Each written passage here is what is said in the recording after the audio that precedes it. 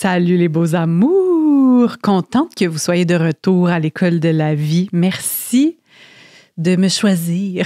On dirait qu'on est dans une télé-réalité. Mais merci de choisir l'école de la vie, de choisir de passer du temps avec moi, de vous questionner en ma compagnie, de réfléchir, de grandir à mes côtés. C'est vraiment, vraiment précieux pour moi que vous soyez là parce que sinon, hein, ça n'aurait comme aucun sens. Ce que je fais, je le fais pour le partager. Donc, que vous soyez de l'autre côté, c'est vraiment grand pour moi. Puis si vous appréciez les épisodes, je sais qu'on est gossant avec ça, les gens qui animent des podcasts, là, mais de laisser un petit commentaire sur les plateformes d'écoute, de partager les épisodes avec des gens que vous aimez, que vous savez qu'ils vont peut-être résonner avec le contenu ou de juste mettre un petit 5 étoiles, ça fait une grosse différence pour nous. C'est comme une façon de, sans trop d'efforts, le soutenir notre travail. Et si vous avez envie de soutenir le podcast, bien évidemment, il y a la plateforme Buy Me a Coffee où vous pouvez me payer un petit matcha, un petit quelque chose.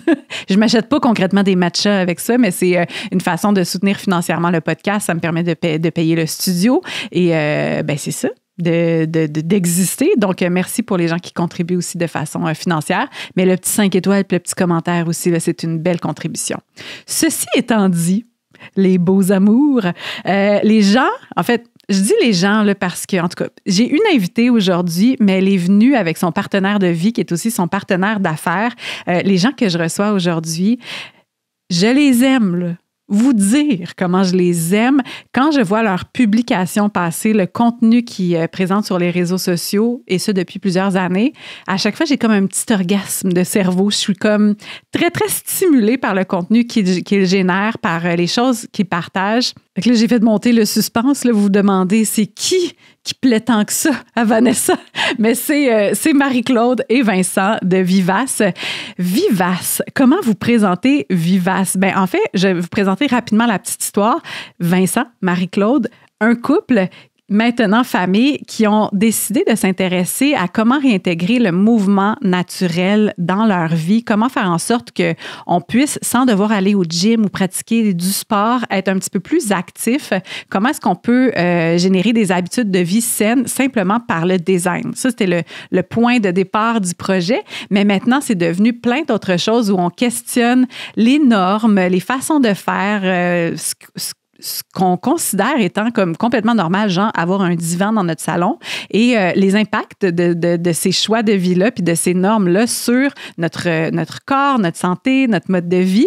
Donc, ce sont des gens qui requestionnent tout et moi, j'aime ça parce que c'est aussi ma nature de tout requestionner et particulièrement depuis que je suis maman, je pense que quand on devient parent, on se questionne sur le legs qu'on va passer à nos enfants. En tout cas, moi, c'est ça qui s'est passé en moi. Au début de ma vingtaine, je faisais juste vivre les choses telles que c'était présenté.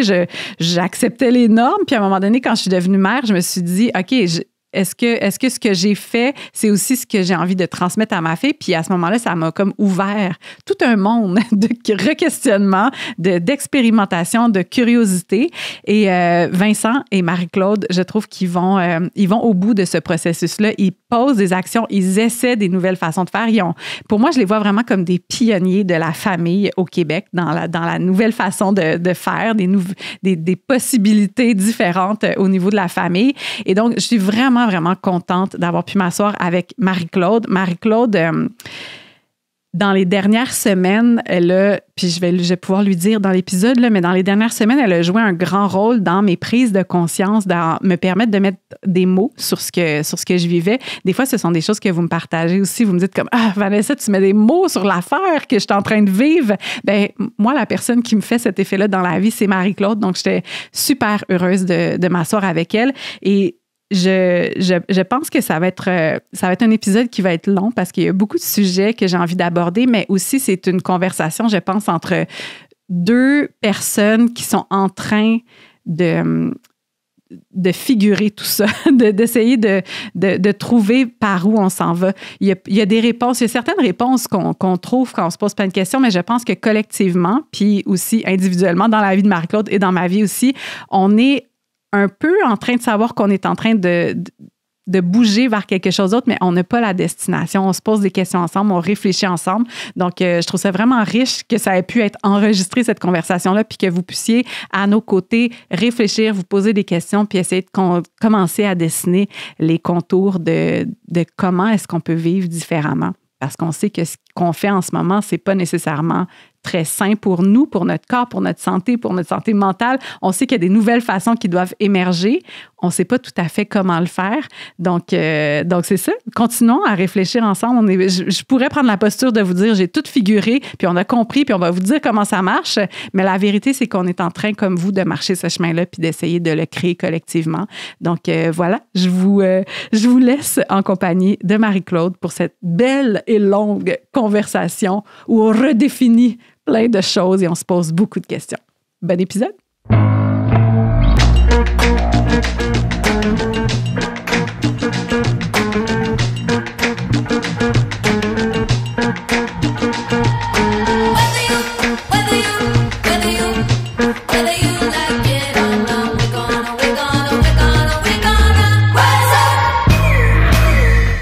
Marie-Claude, je suis tellement contente que tu sois là. Moi, je suis terrifiée. Mais ça peut être un doux mélange, hein? Oui. Contente, terrifiée. Oui. Bien, je le fais parce que je sens qu'il y a des choses magnifiques qui vont émerger et qu'il faut que je sois là. Mm-hmm. J'aurais pas refusé cette opportunité-là. Qu'est-ce qui te terrifie du fait d'être assis sur un petit divan orange là, au Cool Club? Je pense que c'est de sentir par la portée que tu as qu'il y a beaucoup de gens qui écoutent où je vais être vue et sachant que mon papa, ma maman et même mon grand-oncle Johnny de 86 ans était prêt aujourd'hui à être devant la télé pour écouter l'épisode. Il a fallu que je leur explique que ça va sortir plus tard. Que j'étais plus à Salut Bonjour, ça allait pas passer à TVA. Fait que je pense que c'est ça, tu sais, la portée, mais ça revient fondamentalement à l'idée d'être vu et entendu et possiblement jugé. Tu sais, c'est toute cette nervosité-là. Je comprends, je le vis souvent, puis on en parlait juste avant de commencer à enregistrer que moi aussi, à chaque fois que je viens m'asseoir à ce micro-ci ou que je présente ce que je ressens ou mes idées ou les choses qui m'animent, il y a toujours cette peur-là d'être vu pour qui on est puis ce qu'on croit pour vrai. Ouais. Puis c'est sûr que quand ce sont des idées qui sont un peu soit à contre-courant ou pas généralement admises, ben ça fait un petit peu plus peur. Oui. Ça va bien aller. La communauté de l'École de la vie, là, c'est la best communauté. Peut-être en deuxième place après celle de Vivace. Là, on pourrait regarder ça. Je pense que ça se rejoint beaucoup. Oui. D'ailleurs, aujourd'hui, j'étais comme, c'est l'École de la vie Vivace aujourd'hui. Mais oui, dans les dernières semaines ou mois, en tout cas, je regarde un peu ce que vous faites comme contenu, puis j'avais une idée de ce qui était Vivace. Puis là, j'ai l'impression que Vivace est un peu en train de se transformer. Ouais. Donc, je savais plus trop comment vous présenter en introduction de l'épisode. Donc, je me dis, j'ai envie de te laisser la place pour nous présenter ce qui est Vivace aujourd'hui, ce qui t'anime en ce moment, ce qui anime aussi Vincent. Tu es comme porte-parole de Vincent aussi. Oui, exactement. Donc, vous en êtes où avec Vivace? Oui, bien, Vincent, mon mari, qui est aussi partenaire depuis 7 ans avec moi, dans Vivace, on l'a créé ensemble. C'est drôle parce que s'il était là puis tu lui posais la question, sa réponse serait différente de la mienne. Puis c'est là que je vois que c'est vraiment la fusion de nos deux êtres. La petite Marie-Claude nerd, là, assez cérébrale, de ma vision depuis presque 10 ans, c'est de créer une plateforme d'apprentissage en ligne autour des mouvements naturels. Fait que ça, c'était la mission initiale. Fait que de découvrir comme pourquoi l'humain ne bouge plus, comment on peut bouger davantage et mieux dans notre quotidien. Fait que c'était ça un peu le point de départ. Fait que c'était beaucoup axé autour de rassembler des idées qui nous inspirent puis qui nous amènent à changer nos comportements, à passer à l'action. Puis Vincent, lui qui est vraiment brillant, mais moins cérébral, lui, ce qu'il appelle depuis des années, c'est l'aspect communauté, en fait. Lui, ça fait des années qu'il est dans une communauté en ligne qui est plus masculine, mais où il réalise qu'il apprend énormément sans que ce soit des cours formels ou une structure très linéaire d'apprentissage, puis qu'il y a une valeur, puis à même à créer une mini-économie entre les gens, d'une communauté même en ligne, puis ça se transpose dans le réel. Fait que lui, ça fait longtemps qu'il dit, on pourrait avoir une app, on pourrait comme échanger entre nous, connecter avec d'autres personnes. Puis là, en ce moment, Vivace, c'est comme une espèce de mix des deux où on a un abonnement qui donne accès à une app privée où il y a du contenu et il y a une communauté qui s'échange. Puis tu le nommes, on se sent nous-mêmes en transition. Puis ça vient avec toute l'espèce d'insécurité de dire j'ai de la misère à verbaliser moi-même qu'est-ce que je fais dans la vie, tu sais, mais c'est parce qu'on est justement dans cette phase-là où on a parcouru du chemin, on a exploré plein d'affaires. Puis là, on est comme, OK, est-ce que c'est comme la tête et le cœur, finalement? Puis est-ce qu'il y a quelque chose qui unit ces deux choses-là? Puis la manière qu'on l'articule dernièrement, puis c'est en évolution, mais c'est que finalement, on veut mettre en valeur un savoir qui est vivant.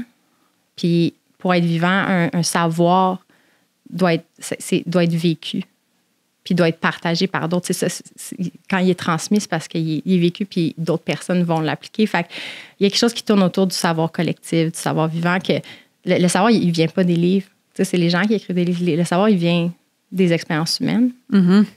Puis pour moi, l'idée d'avoir une communauté de gens qui sont sur le terrain puis qui essaient des affaires puis qui en parlent, c'est comme ça que nos connaissances et nos compétences changent. Oui, mais quand je pense à vous, on dirait que ce que je vois, c'est des gens qui osent expérimenter d'autres façons de faire. C'est comme ça que je le simplifierais, mettons. Là, ça englobe plein de choses. Évidemment, vous êtes des parents, mais vous êtes pas que parents. Mais comment est-ce qu'on peut expérimenter quelque chose, d'autres façons de faire pour ressentir que la vie est juste plus délicieuse, plus vivante, tu sais. Puis c'est en tout cas, je veux pas paraphraser, mais on dirait que d'une certaine manière, c'est ce qui vous anime, puis ce qui m'anime en ce moment se rejoint. Puis je pense qu'on est de plus en plus de gens à se dire, me semble que la vie, c'est pas obligé d'être ce qu'on est en train de faire avec notre temps. Puis est-ce qu'il n'existe pas d'autres façons? Puis on peut aller dans l'innovation, puis c'est super l'innovation, puis ça en fait partie. Mais ce que j'aime de votre approche, c'est de faire... Il faisait sûrement des affaires vraiment nice à une autre époque, comme il y a des manières ancestrales d'aborder les choses qu'on peut peut-être ramener et retisser dans notre contexte actuel, qui sont encore pertinentes, là, qui n'ont pas besoin d'être dans les vieilles archives, non. Dans les manières autrefois qui sont que des curiosités. Mais est-ce qu'on peut réintégrer certaines de ces choses-là dans notre vie actuelle? Puis, bon, là, c'est tout moi qui viens de faire un monologue. Ça m'arrive souvent de faire des petits bouts de monologue, mais ce que je voulais te poser comme question, c'est comment est-ce que vous en êtes venu à ce constat-là, peut-être qu'il fallait faire les choses différemment? Puis, tu sais, d'où est-ce que vous arrivez? Parce que sur papier, là, pour vrai, on lit c'est quoi Vivace, puis on s'imagine, excusez les stéréotypes, mais genre, je suis comme, bon, il va arriver habillé en lin, il va avoir des petits dreads ici et là, peut-être, ou en tout cas, tu sais, des gens qui ont toujours choisi de vivre en marge de la société, mais de ce que je comprends de votre histoire, c'est pas tout à fait ça, là. Tu m'as dit que tu viens de Laval. Oui, exact. Mais c'est drôle, parce que je me suis dit, je vais-tu nommer mon sentiment que les gens pensent qu'on est des hippies habillés en langue. C'était exactement ça l'exemple que j'avais. Puis je me disais, non, j'assume que les gens pensent ça, mais tu me confirmes que c'est vraiment ça, tu sais. Bien, sur papier. Puis, ceci étant dit, si vous êtes hippie habillé en lin, je suis un petit peu hippie habillé en lin aussi. Exactement. Il y a une partie de moi qui est ça. On vous aime, puis c'est pas ça, mais c'est de dire, c'est pas nécessairement juste une espèce de mode de vie complètement alternatif. Il est quand même tissé dans plein d'autres choses. Bien, c'est ça qui est intéressant. Tu sais, peut-être juste nommer les choses que de l'extérieur, il semble hippie en ce moment, tu sais, on en parle depuis des années. On a commencé à marcher pieds nus, à vivre au sol, à dormir sur un futon japonais. Quand notre enfant est arrivé dans notre vie, la poussette, on n'en a jamais eu parce qu'on voulait porter notre enfant, on voulait faire de l'allaitement comme non écourté, puis on a tout fait ces choses-là. Puis c'est ça, il se trace une certaine image, puis tu le nommes, tu sais, je viens de Laval, j'ai grandi à Vimont. J'allais à l'école publique, j'ai eu une belle enfance. Je jouais dans la rue, j'aimais les Spice Girls. Genre, comme je suis une fille de mon époque. Je suis une fille de la banlieue. Puis j'ai étudié à Montréal. Fait qu'éventuellement, j'étais allée vivre là presque 15 ans. Puis j'étais une amoureuse de la ville. Puis j'aimais l'effervescence de la ville. Puis jamais je me serais vue vivre à la campagne. Genre, j'étais presque arrogante de dire comme, au Québec, moi, ça va être Montréal, tu sais, puis j'irai pas en région, tu sais, j'aime l'effervescence de la ville, tu sais. Fait que de fast-forward à maintenant, je vis dans une petite maison en campagne, tu sais, puis on chauffe au feu de bois, puis on continue d'expérimenter plein d'affaires, comme, même moi, je sais pas si je t'aurais cru, mais c'est l'évolution, tu sais, c'est une évolution sur plus que 10 ans, finalement. T'sais. Fait que quand on retrace l'histoire, je pense que les gens, comme ils vont voir comment un esprit ou des comportements se transforment, ça n'a vraiment pas été du jour au lendemain. Puis, comme ce qui est particulier, c'est que moi puis Vincent, on n'est pas des rebelles. On n'a pas une tendance à juste vouloir faire l'inverse des gens. On est juste curieux, puis on questionne les choses. Puis là, quand tu te rends compte que, mettons, exemple parmi tant d'autres, mais comme que les souliers conventionnels, pointus avec des talons, déforment nos pieds, déforment notre démarche, puis que notre corps au complet a évolué en étant connecté au sol, ou dans certains pays plus froids, mettons, avec des chaussures comme minimales, puis que c'est ça qu'on a besoin, nous, on l'adopte. T'sais, on n'a aucune résistance au changement, puis on l'adopte, puis on est full heureux puis enthousiaste. Puis dans notre tête, on fait pas ça pour provoquer, mais c'est vraiment au fil du temps, quand on arrivait à, genre, avec des étoiles dans les yeux, puis que l'enthousiasme n'était pas réciproque, que là, on a commencé à réaliser que ce qu'on faisait, même si c'était naturel, puis ancestral, détonnait en ce moment dans la société, puis que l'étiquette qui nous a été apposée, on en a reçu plein, on est intense ou radicaux, underdogs. Puis là, il y a une partie de moi je suis fière de cette étiquette-là, un peu d'espèce de résistance. Puis il y a une autre partie de moi qui dit, c'est donc ben weird. On parle de choses profondément naturelles. Ça a façonné notre corps. Nos ancêtres vivaient comme ça. Puis là, de le nommer dans la société actuelle, c'est déstabilisant. On a déjà dit, on parlait de cododo publiquement, là, tu sais. On n'a jamais dit, les parents qui n'en font pas, c'est mal. Tu sais, on a juste dit, l'humain est fait pour dormir avec d'autres personnes.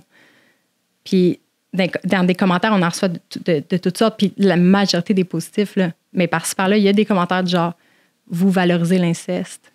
Tu sais, comme... Puis là, il y a une partie de moi qui ça me faisait de la peine avant, puis là, maintenant, je suis observatrice. Je suis comme, oh my God, ça montre à quel point on est déconnectés.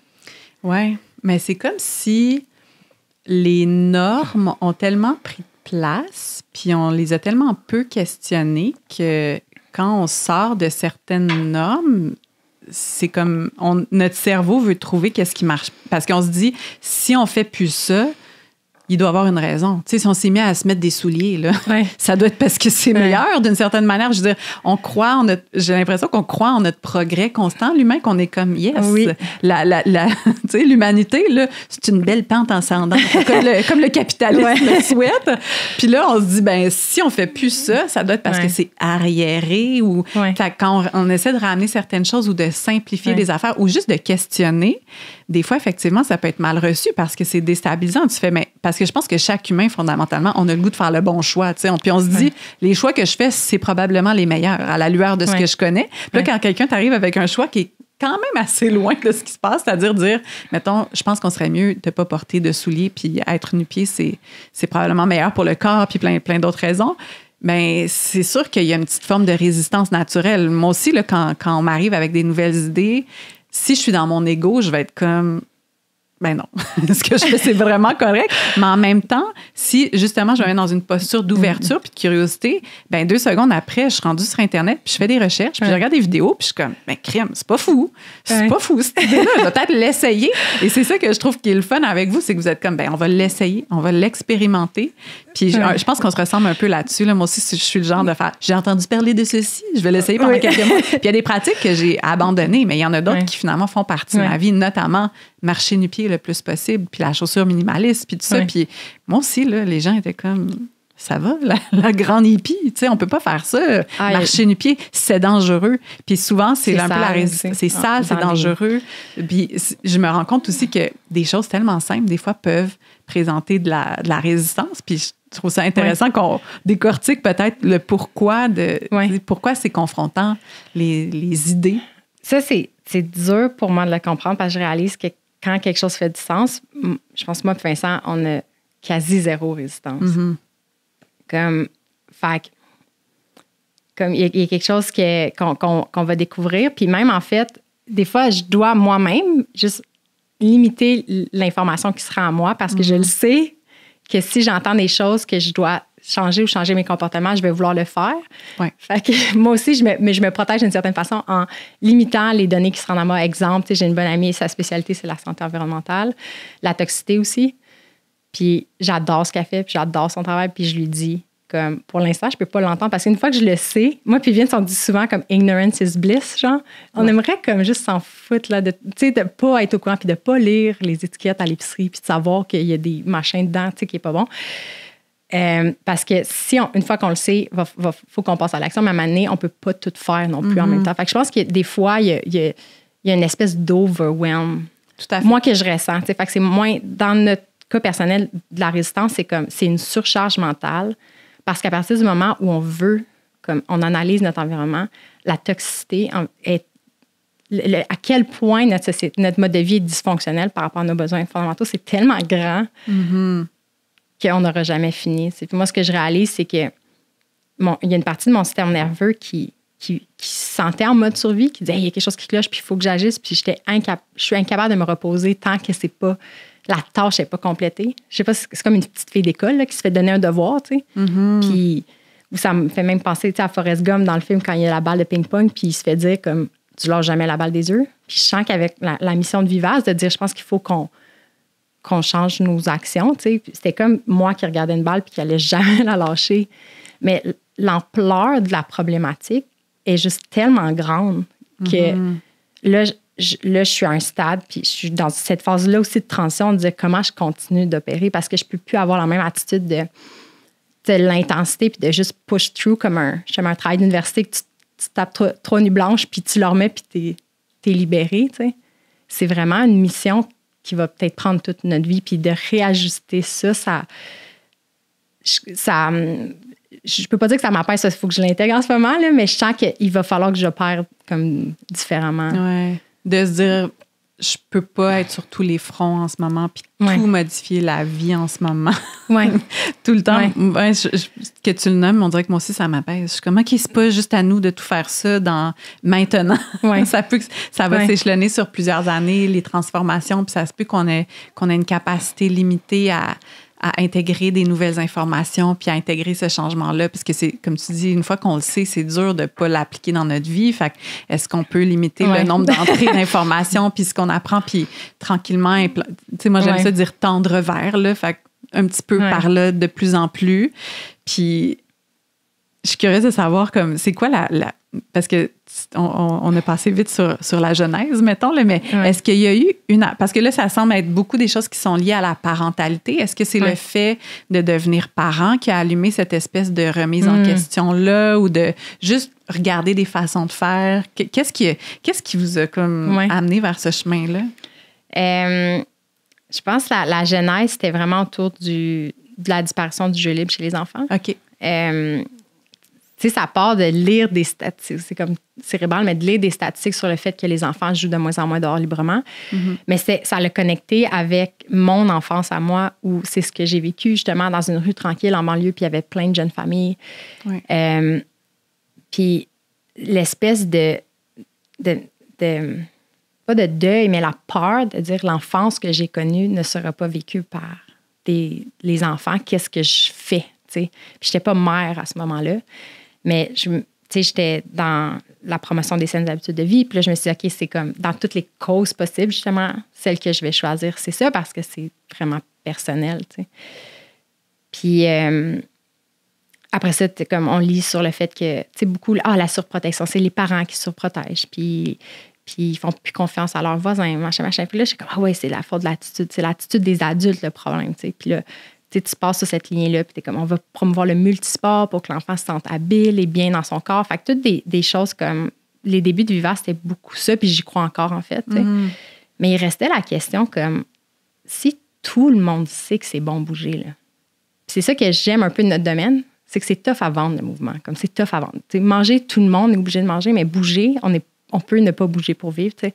Mais tout le monde dit que c'est bon. Il y a comme pas un lobby anti-activité physique. Là. Rester assis. C'est comme, il n'y a pas de lobby anti-mouvement où c'est pas un sujet qui est controversé. Fait que pourquoi on bouge pas? Puis il y a une partie de moi qui disait comme, c'est-tu la paresse? Faut-tu juste qu'on le répète plus aux gens? Il faut bouger, mais c'est ça qu'on fait en santé publique depuis tellement longtemps. Puis les stats empirent. Fait qu'il y a une partie de moi qui se disait, je pense que le message, il percute pas d'une façon ou d'une autre. Puis justement, à un moment, je travaillais pour moi puis Vince, on s'est vraiment connus quand on travaillait pour la plus grande compagnie de promotion d'activité physique au Canada, qui est Participation.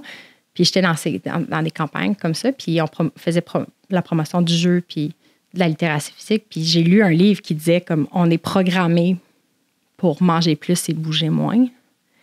Puis là, il y a eu un déclic dans ma tête, tu sais, qu'on a une nature humaine qui veut préserver de l'énergie. Puis là, on essaie de dire aux gens de faire mange moins, bouge plus, c'est simple, tu sais.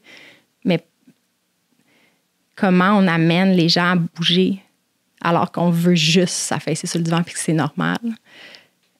C'est devenu un peu comme notre question. Puis la réalité, c'est que je le voyais même en moi. Tu sais, je suis pas... Il y a des gens qui sont comme full athlètes qui doivent bouger tous les jours. Puis moi, c'est un combat constant aussi. Là. J'ai envie de rester assis en linge mou chez nous. Tu sais. Fait que je pense que c'est devenu un peu personnel à ce niveau-là, de dire comment moi, je change mon rapport au mouvement. Puis là, quand tu lis tu commences à réaliser que nos vies sont juste rendues tellement confortables qu'on peut se permettre, les choses viennent à nous. On peut se permettre de ne pas générer d'efforts. On a créé, en fait, le mode de vie basé sur notre besoin de confort. C'est un besoin légitime, tu sais. Mais c'est comme si ça a atteint un seuil où on ne s'en rend pas compte que notre environnement nous influence en retour. Puis tu nommais tantôt, c'est super pertinent. On est dans une société qui a l'impression de juste aller vers le haut, tu sais, qu'on fait juste progresser. Fait qu'on associe presque n'importe quelle technologie à quelque chose de juste positif. Mais quand tu commences à remarquer que chaque technologie, en fait, c'est juste un outil, puis il y a du bon, puis il y a des revers. Puis là, mettons, on analyse la chaise, que la chaise influence notre posture. Puis si on est sur une chaise des heures par jour, les enfants sont des heures par jour, ils vont perdre des capacités, ils vont perdre la capacité à squatter, par exemple. Là, c'est là que le fun a commencé, tu sais, de dire comme, la chaise a cet effet-là, puis les souliers ont quel effet. Puis là, on a commencé, pour nous, c'était juste vraiment trippant, tu sais, de même dire les verres, c'est une technologie, tu sais. En quoi ça influence nos mouvements? Mais c'est qu'avant, il n'y en avait pas, fait qu'on prenait sûrement nos mains. Genre, il y avait un geste, comme chaque objet remplace des gestes, en fait. Puis ça nous sauve du temps, mais au final, là, on ne bouge plus, puis on dit aux gens, va au gym. Tu sais, être actif, un mode de vie actif, c'est d'inscrire de l'activité physique dans ton horaire, mais là, les gens, on n'a pas envie de le faire, puis on est un peu dans une impasse, tu sais. Puis quand Marc Aurèle est arrivé, je pense que c'était une de tes questions, c'était la question initiale, c'était par rapport à l'enfance, c'est comme, moi et Vince, on a commencé à tester plein d'affaires sur nous-mêmes, puis ça a été notre approche dès le début.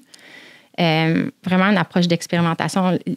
Vince avait un blog initialement, c'est ça, qui s'appelait Vivace, puis c'était j'enlève un objet, qu'est-ce qui se passe? Fait qu'une semaine sans fourchette, mettons.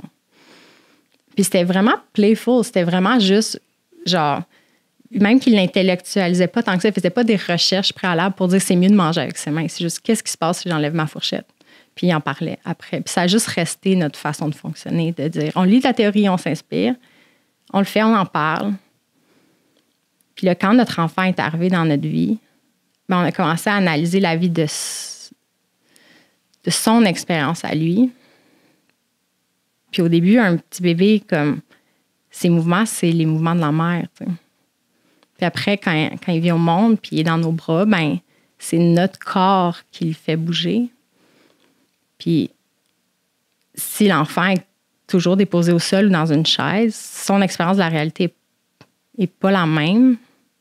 Puis quelqu'un pourrait dire, ben c'est pas grave, c'est juste différent, mais si on pense que tout son corps, puis sa compréhension de l'espace, puis sa connexion aux autres se forme dans nos bras, le fait qu'il soit à terre, c'est pas banal. Tu sais, puis même les enfants ont des têtes plates maintenant, puis ils vont dire comme... Une des recommandations, c'est plus de portage, tu sais. L'enfant, littéralement, son corps se fait façonner par l'objet, tu sais. Puis des fois, vu qu'on le voit pas, comme on va comme balancer avec, mettons, des casques pour les enfants, ou on va dire, fais du tummy time, mais là, sur le ventre, tu sais. Mais si on ne voit pas l'effet de l'objet, on voit pas ce qui manque, en fait. Si on valorise trop l'objet, on voit pas qu'on perd des compétences comme adulte, puis on n'offre pas à l'enfant ce qu'il a vraiment besoin. Mm-hmm. Oui, c'est comme si d'avoir introduit toutes ces technologies-là, puis là, c'est la première fois que j'entends quelqu'un nommer que le verre est une technologie. Puis je suis ben oui, c'est sûr, c'est une technologie. C'est comme un objet qui a été créé pour nous faciliter la vie, nous permettre de boire plus facilement. Là, je suis comme, OK, ben oui, c'est vrai. Puis là, je suis comme, oh, tout dans ma vie qui est une technologie, finalement, que je voyais pas comme ça parce que je le prends pour acquis. Puis je suis née, il y avait des verres. Je suis née, il y avait des chaises. J'ai jamais questionné la présence de cet objet-là, mais surtout l'impact que ça a parce que c'est ça, hein, on dirait qu'il y a toujours une petite forme d'échange. Le confort, c'est super, puis on a besoin d'une certaine forme de confort, mais là, on dirait qu'on est allé overboard, là, sur le confort. D'ailleurs, tu es assis dans un divan très confortable, peut-être un petit peu trop, mais c'est comme de se dire, OK, mais qu'est-ce que j'ai dû donner en échange pour obtenir ce confort-là, puis toujours avoir de plus en plus de confort, puis effectivement, il y a probablement des choses qu'on a laissées aller, puis on s'en rend même plus compte parce que ça fait tellement partie de la vie. Oui. Bien, nous, c'était ça, notre mentalité, c'est de dire, ce qui est optimal, c'est de bouger comme on devrait bouger. Puis si on enlève des objets, on gagne du mouvement. Fait que pour nous, c'est un peu comme le minimalisme. Tu sais, il se fait dire comme, c'est tellement restrictif. Puis t'es comme, non, mais tu gagnes quelque chose, en fait. Tu sais, il y a moins d'objets, mais c'est pas une perte. Mais tu sais, une société matérialiste qui s'accroche aux objets on a de la misère à concevoir qu'avoir moins de technologie, c'est positif. Ou que c'est comme d'accepter un stade plus rudimentaire. Tu sais, la simplicité volontaire, c'est vu comme tu te limites, en fait. Mais nous, on était comme, on gagne, tu sais, je suis capable de squatter maintenant. Tu sais, j'étais catcher à balle molle, puis j'étais pas capable de faire un squat profond, tu sais.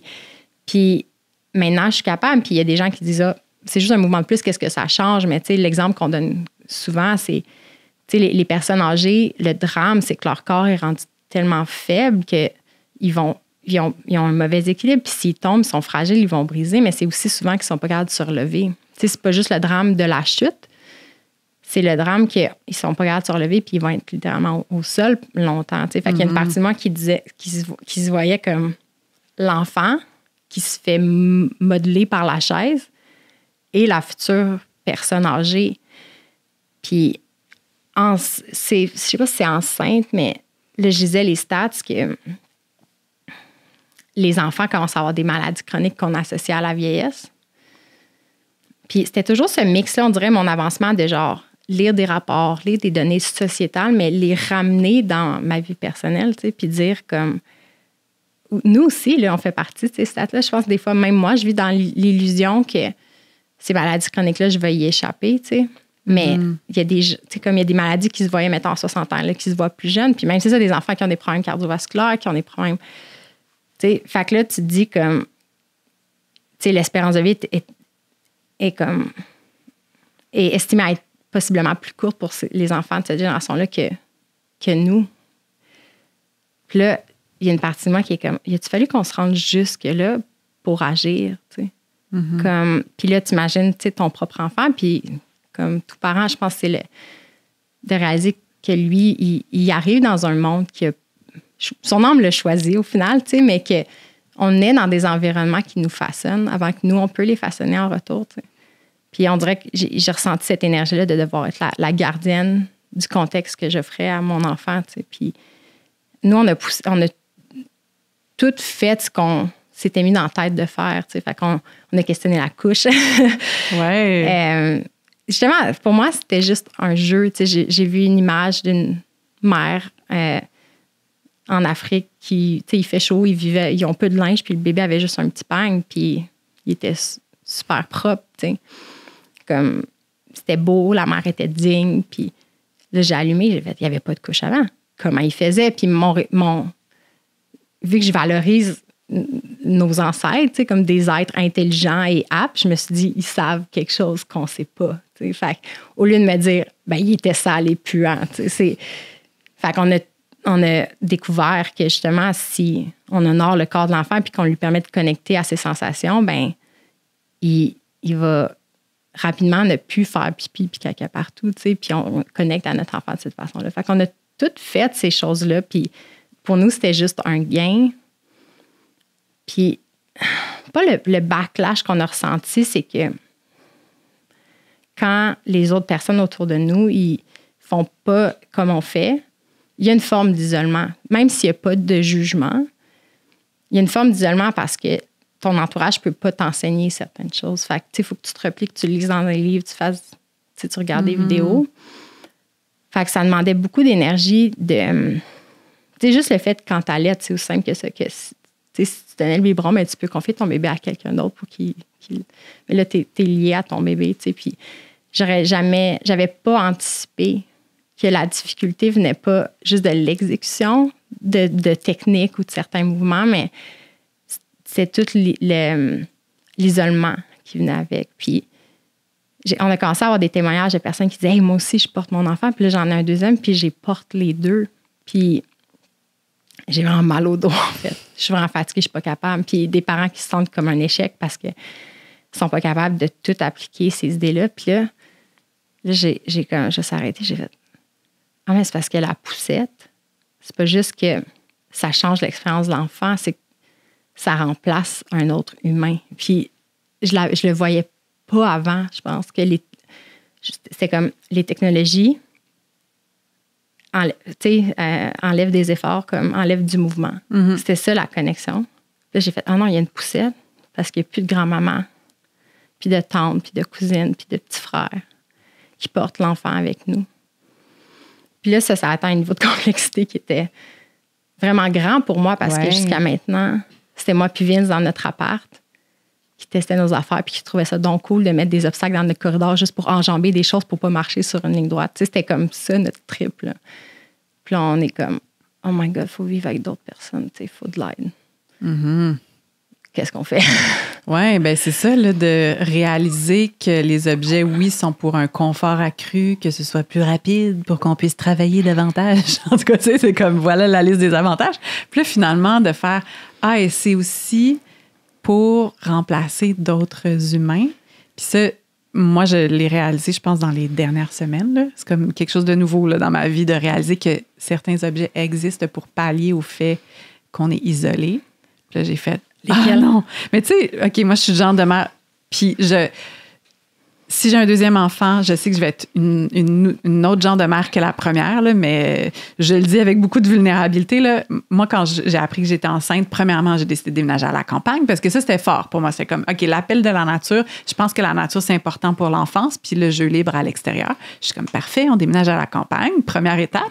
Mais là, moi, après, j'ai pas pensé à l'aspect humain de l'enfance puis de la famille. Puis j'étais comme, mais regarde, on fait ça tout seul. Puis j'étais dans l'espèce d'histoire de l'autosuffisance. C'est le but à atteindre, là, de plus avoir besoin de personne, de cultiver son petit jardin. Être à l'extérieur du système, on va avoir des panneaux solaires. Regarde, ça va être parfait. On va vivre dans notre petit jardin d'Éden, tout seul, 2 adultes avec un enfant. Yes! Là, j'étais comme, c'était un peu le narratif que j'avais. Et là aussi, l'autre narratif que j'avais, c'était quels sont les meilleurs objets pour vivre ma parentalité de cette façon-là, mettons. Puis là, je fais de la recherche, puis effectivement, moi aussi, je suis genre, bon, je veux faire du cododo, mais là, ça va être quoi l'objet qui va me permettre de faire du cododo de façon sécuritaire? Puis là, après ça, le portage. Puis là, tu sais, je pensais à toute cette série d'objets-là. Puis là, quand je me suis mise, il n'y a pas si longtemps, à regarder ça par la lentille de comme... C'est aussi pour pallier au fait qu'on est tout seul, les parents. Tu sais, je veux dire, il y a des chaises, là. Puis je l'ai acheté, cette affaire-là, parce que mon bébé, j'étais plus capable de le porter tout le temps. Je le portais 24 heures sur 24. Elle dormait juste sur moi. Tu sais, à un moment donné, j'étais comme, je n'ai plus d'espace. Je suis comme fusionnée avec cette petite tête-là. J'aurais le goût d'avoir de l'espace, mais il n'y avait pas d'autres paires de bras, d'autres corps pour prendre mon enfant. Fait que qu'est-ce que j'ai acheté?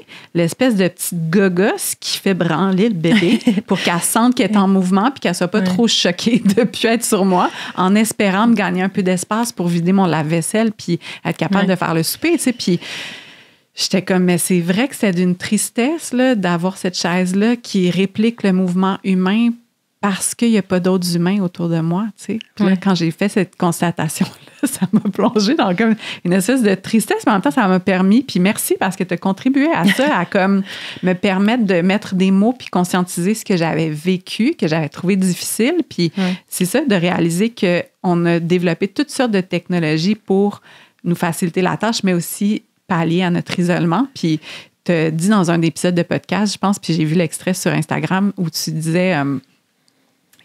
je suis pas en train de te donner la quote, la citation exacte, mais tu nommais quelque chose comme j'ai haï ça être toute seule avec mon enfant. Tu sais, pas haï, là, le mot est très fort, mais comme j'ai trouvé ça difficile d'être toute seule avec mon enfant, j'ai pas aimé ça. Puis moi, j'avais ressenti exactement ça, puis je me sentais tellement coupable, mais c'est que j'ai compris, je pensais que c'était moi qui était juste peut-être pas une bonne mère ou qui avait pas le bon mindset ou je sais pas trop, que j'avais quelque chose à travailler, puis finalement, je me suis rendu compte que ce que je trouvais difficile, c'est d'être adulte à enfant, face à face, à longueur de journée. Tu sais, je manquais de personnes vers qui me tourner pour avoir des petites discussions, pour me sentir soutenue, pour pouvoir passer mon bébé, le mettre dans les bras. Puis mon chum travaillait, il était souvent à la maison avec moi, mais je veux dire, j'avais cette attente-là que ça allait être juste nous deux, puis qu'on allait se suffire. Puis quand ce rêve-là s'est effrité et est tombé, puis là, c'est grâce à toi que j'ai réussi à mettre des mots sur mon vécu. Fait que merci vraiment beaucoup, mais je pense qu'on commence à le réaliser à peine, là. En tout cas, ça aussi, c'est un autre très long monologue. Non, mais je trouve ça vraiment fascinant. Puis, j'ai peut-être pas dit le mot haï, mais je pense que c'est représentatif de comment je me sentais. Il y a des moments où, tu sais, entre Vincent et moi, c'est lui qui est plus le papa à la maison. On envoyait Marc-Aurèle, par exemple. Il était avec nous comme 1 an et demi à la maison. Puis après, quand il allait dans un milieu de garde, c'était comme les matinées. Puis c'est lui qui était avec notre enfant l'après-midi. Parce que je sais pas si c'est un mix de genre, tu sais, je pense que j'avais beaucoup de blessures à guérir. La naissance avait été difficile. Puis je pense que mon système nerveux était encore vraiment activé. Fait que je pense que ça, c'est une réponse. Puis je pense qu'il y a une autre réponse qui n'est pas juste personnelle à mon histoire, mais une autre réponse que justement, on est fondamentalement pas faite pour ça. Puis il y a des gens qui le vivent bien. Puis pour vrai, tant mieux. Comme justement, j'admirais ça. Puis je me disais comme je devrais pouvoir être seule à la maison avec mon enfant puis juste comme savourer tous ces petits moments-là de douceur. Mais il y a des moments où je suis avec Marc-Aurèle, puis Vincent, fallait qu'il me demande des nouvelles, même quand il était à distance, puis il dit comment tu te sens, puis j'avais eu le courage de dire chaque seconde est un supplice. Genre chaque seconde. Puis c'est une douleur même physique de dire comme je me sens tellement seule, là. Comme ce sentiment-là qu'il devrait avoir d'autres personnes. Puis tu sais, je pense que comme beaucoup de personnes aussi qui questionnent les objets, ben on n'avait plus de télévision à la maison, puis pendant 1 an et demi, j'ai pas regardé mon téléphone en allaitant parce que je me disais je vais être pleinement présent pour mon enfant, puis c'était juste littéralement moi qui allaitais puis qui regardait le mur, puis je devenais comme... Puis Vincent est ultra présent, on est tout le temps ensemble, il est vraiment comme présent puis affectueux. Mais des fois, il sortait de la pièce, puis j'étais comme, va-t'en pas, faut que je parle à quelqu'un. Tu sais, genre, il faut que j'interagisse avec quelqu'un, tu sais. Puis c'est là que ça devient aussi déchirant parce que t'es comme, il y a toutes ces choses-là que je sais que c'est bon pour mon enfant, puis avec les ressources actuelles, il faut que je comble mes besoins et les siens, et c'est impossible. C'est ça qui fait mal, c'est qu'on est une société aussi qui valorise beaucoup la productivité puis l'optimisation, puis d'être plus efficace. Puis on essaie d'être plus efficace, puis c'est un cul-de-sac parce que le pool de ressources est insuffisant. Il n'y a aucune façon de configurer la patente pour que tout le monde soit comblé. T'sais, il faut d'autres humains comme Puis ça aussi, comme société, où on valorise le progrès, on est une société qui valorise aussi beaucoup, beaucoup l'indépendance et la liberté. Puis je pense que c'est même ça qui est confrontant de voir un petit être qui dépend de nous. On est profondément mal à l'aise avec ça. C'est vrai. C'est ça. C'est tellement comme, OK, il faut que tu sois autonome le plus vite possible. Il faut que tu sois indépendant. Puis c'est ça c'est vu comme ce vers quoi on devrait tendre. Fait qu'on veut amener nos enfants à cet état-là tellement rapidement, j'ai l'impression. Qu'on est comme, mais c'est de même, ça marche. Fait c'est inconfortable de voir qu'eux sont complètement dans d'autres choses. Comme, comment ça se fait que tu dépends de moi tout le temps? C'est épeurant, mais c'est parce qu'on a oublié que comme on est fait pour grandir avec d'autres personnes, puis d'être dépendants les uns des autres. Puis le mot dépendance, d'avoir besoin de l'autre et une connotation négative en ce moment. Il y a tellement de quotes, là, mettons, moi, mon happy place, c'est Pinterest. Là.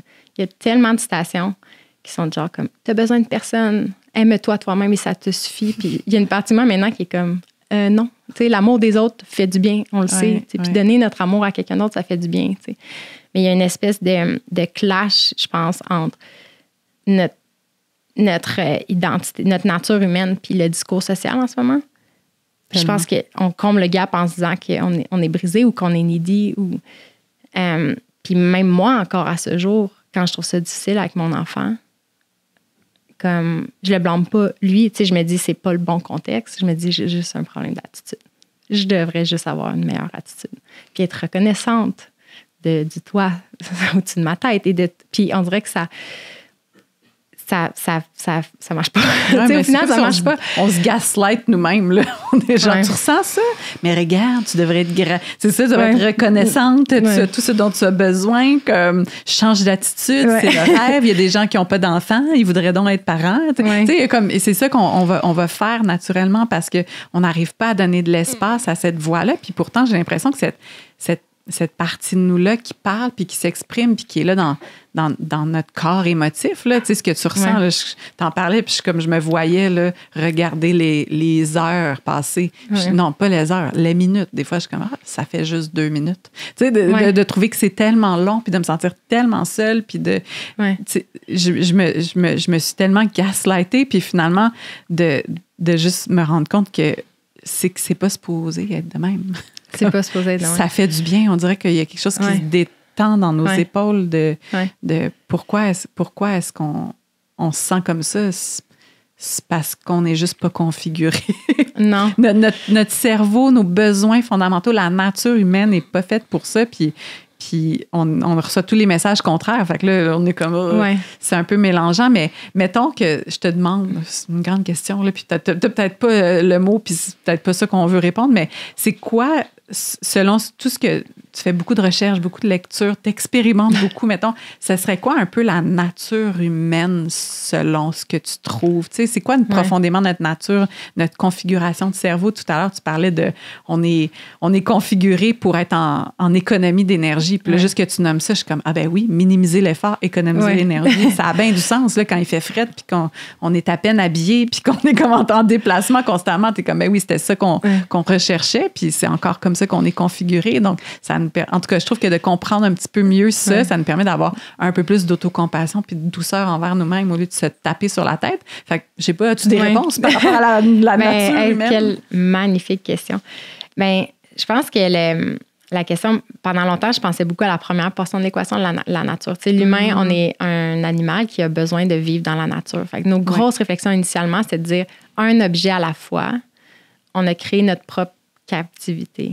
Un animal domestiqué, c'est un animal que si tu le remets en nature, il va mourir. Il peut pas. Puis c'est pas juste à cause de l'aspect de l'environnement, mais aussi que si c'est un animal qui est social, qui doit vivre avec d'autres individus de la même espèce, il n'y a pas nécessairement toutes les compétences pour le faire. Ouais. Puis, vu de même, si on regarde comment on évolue, à comment on vit maintenant, c'est tellement un gros clash en termes de nature on s'est auto-domestiqué, en fait. On nous prend, on nous téléporte dans une forêt, là, puis on meurt. Genre, littéralement, on meurt. Puis, maintenant, c'est des émissions de télé là, où on met des gens puis en mode survie, puis on est fasciné qu'ils soient capables de s'abriter, de manger, il y a des histoires où une fille se perd en faisant du hiking, puis elle ressort de la forêt après 2 semaines, puis elle a perdu 30 livres, puis elle a une cheville, foulée, puis c'est là qu'on est rendu un peu comme espèce. Puis moi, je m'inclus là-dedans. Là, tu me mets dans une forêt, puis tu me dis « reviens à la civilisation ». Je ne sais pas si je réussis. Là, vraiment. C'est drôle parce qu'il y a quelques semaines, je marchais en forêt. On avait été en forêt, puis moi, j'ai un bulldog français. Là. Le bulldog français, c'est quand même un bel exemple là, de gens qui ont... Tu sais, c'est quand même parti du loup, là, puis sont comme on va les reproduire. Puis là, finalement, tu as comme une petite affaire.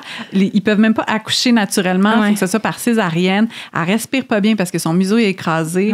Puis là, on était en forêt, puis on riait tendrement d'elle. On se disait comme, c'est sûr qu'elle survivrait pas 20 minutes toute seule ici.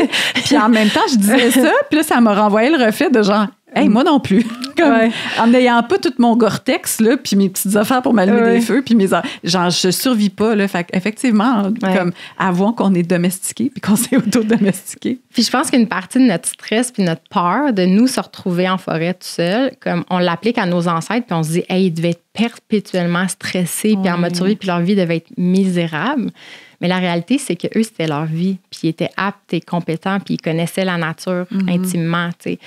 Fait qu'il y a une partie de moi qui se disait, OK, il me faut plus de nature, tu sais, il faut que je retourne en nature. Puis j'ai fait ce move-là, là, j'arrive en campagne, puis je réalise que je ne sais pas interagir avec la nature. Je ne parle pas le langage de la nature. Il y a plein de possibilités, mais mon cerveau ne les voit pas parce que je ne suis pas capable de me faire une tasse en bois en ce moment. Tu sais. Ça demande une compréhension que je n'ai pas, puis l'acquérir vient des autres personnes. Tu sais. Puis, fait que ma vision avant de ce qui était un mode de vie naturel était très axée à il faut plus de nature. Puis c'est tough de le voir, mais maintenant, un paysage même naturel va nous combler pour notre besoin d'être connecté, mais ne va jamais combler le besoin qu'il y ait d'autres humains. Tu sais, un environnement naturel pour l'humain, on est une espèce sociale, c'est avec d'autres personnes. Fait que justement, d'être, on le vit, là, les deux, tu sais, une famille comme face à l'immensité magnifique de la nature, comme on ne sera jamais comblé pour l'aspect humain. C'est deux vases pas communicants. Puis notre aptitude à survivre en nature dépendait des autres personnes. Puis récemment, ce qui m'a encore plus fait du bien, c'est qu'on parle beaucoup de la crise de l'isolement en ce moment. Tu sais, c'est beau parce que c'est... Même aux États-Unis, tu sais, le chirurgien général, je ne sais pas son titre en français, mais il a reconnu que c'est un problème majeur de la société. Mais ce que j'ai réalisé, c'est que la nature humaine, c'est qu'on est fait pour être avec d'autres personnes, mais c'est pas juste une question d'avoir de la compagnie. Puis c'est pas juste une question qu'il y ait juste d'autres personnes autour de nous, parce que là, on pourrait se dire, ben pourquoi j'y vais pas au village puis je fais juste comme rester là, entouré de gens? C'est que c'est pas juste qu'il faut d'autres humains, c'est qu'il faut d'autres humains avec qui on a un lien de confiance. Puis d'autres humains avec qui on partage des ressources, puis des humains avec qui on partage une culture puis des valeurs, puis qu'on sent qu'on va pas se faire rejeter à tout moment. Je pense que ce lien-là, un amour quasi inconditionnel d'une tribu, je pense que c'est dur pour nous de le concevoir parce qu'on s'est fait dire qu'il faut chacun nos affaires puis chacun notre maison. Mais en nous, de se dire comme on est supposé naître, il y a déjà des gens, puis ces gens-là, ils nous aiment, puis ils sentent qu'on fait partie de la même gang puis qu'on accomplit la même mission, tu sais. Mais c'est ça, fait que c'est pas juste une question d'avoir de la compagnie ou qu'il y ait la présence physique d'un autre humain, c'est qu'il faut qu'il y ait un lien. Puis ce que j'ai réalisé, c'est que récemment, c'est ça que j'ai compris, c'est que justement la petite nerd en moi qu'on a habitué de lire à l'école. Tu sais, on apprend par des livres, mais dire si on était capable de se débrouiller avant, c'est parce que de génération en génération, on se transmettait des connaissances. Puis il y a un chercheur que j'aime beaucoup qui s'appelle Joseph Henrich, puis il a écrit un livre sur l'intelligence collective, puis il dit il y a un savoir en ce moment qu'on a que juste toi, là, si je te mets en forêt dans l'espace de ta vie, même si tu passais 10 ans, tu ne serais jamais capable de retrouver le savoir sur quelles plantes manger ou ne pas manger ou comment fabriquer des choses. Il y a une partie de notre humanité qui est intuitive, mais il y a une partie qui est apprise. Puis c'est comme un savoir qui était transmis avant, que là, il ne l'est plus naturellement dans notre culture. Puis, fait qu'il y a quelque chose là à préserver, à retrouver, puis à préserver. Fait que la nature humaine, on est fait pour apprendre, puis on est fait pour se tourner vers les autres pour apprendre. Puis même là, les mères qui se font beaucoup critiquer parce qu'ils sont comme... Les mères, ils suivent trop... Tout le monde est n'importe qui sur les médias sociaux. Tu parlais des normes tantôt. J'avais jamais répondu à ta question, mais la résistance à questionner les normes, c'est qu'on est aussi, je pense, programmé pour pouvoir appartenir à un groupe. Ouais. Puis ça vient avec des mécanismes qui fait qu'on veut agir comme nos pères, comme les autres. Puis c'est naturel, puis c'est correct, tu sais.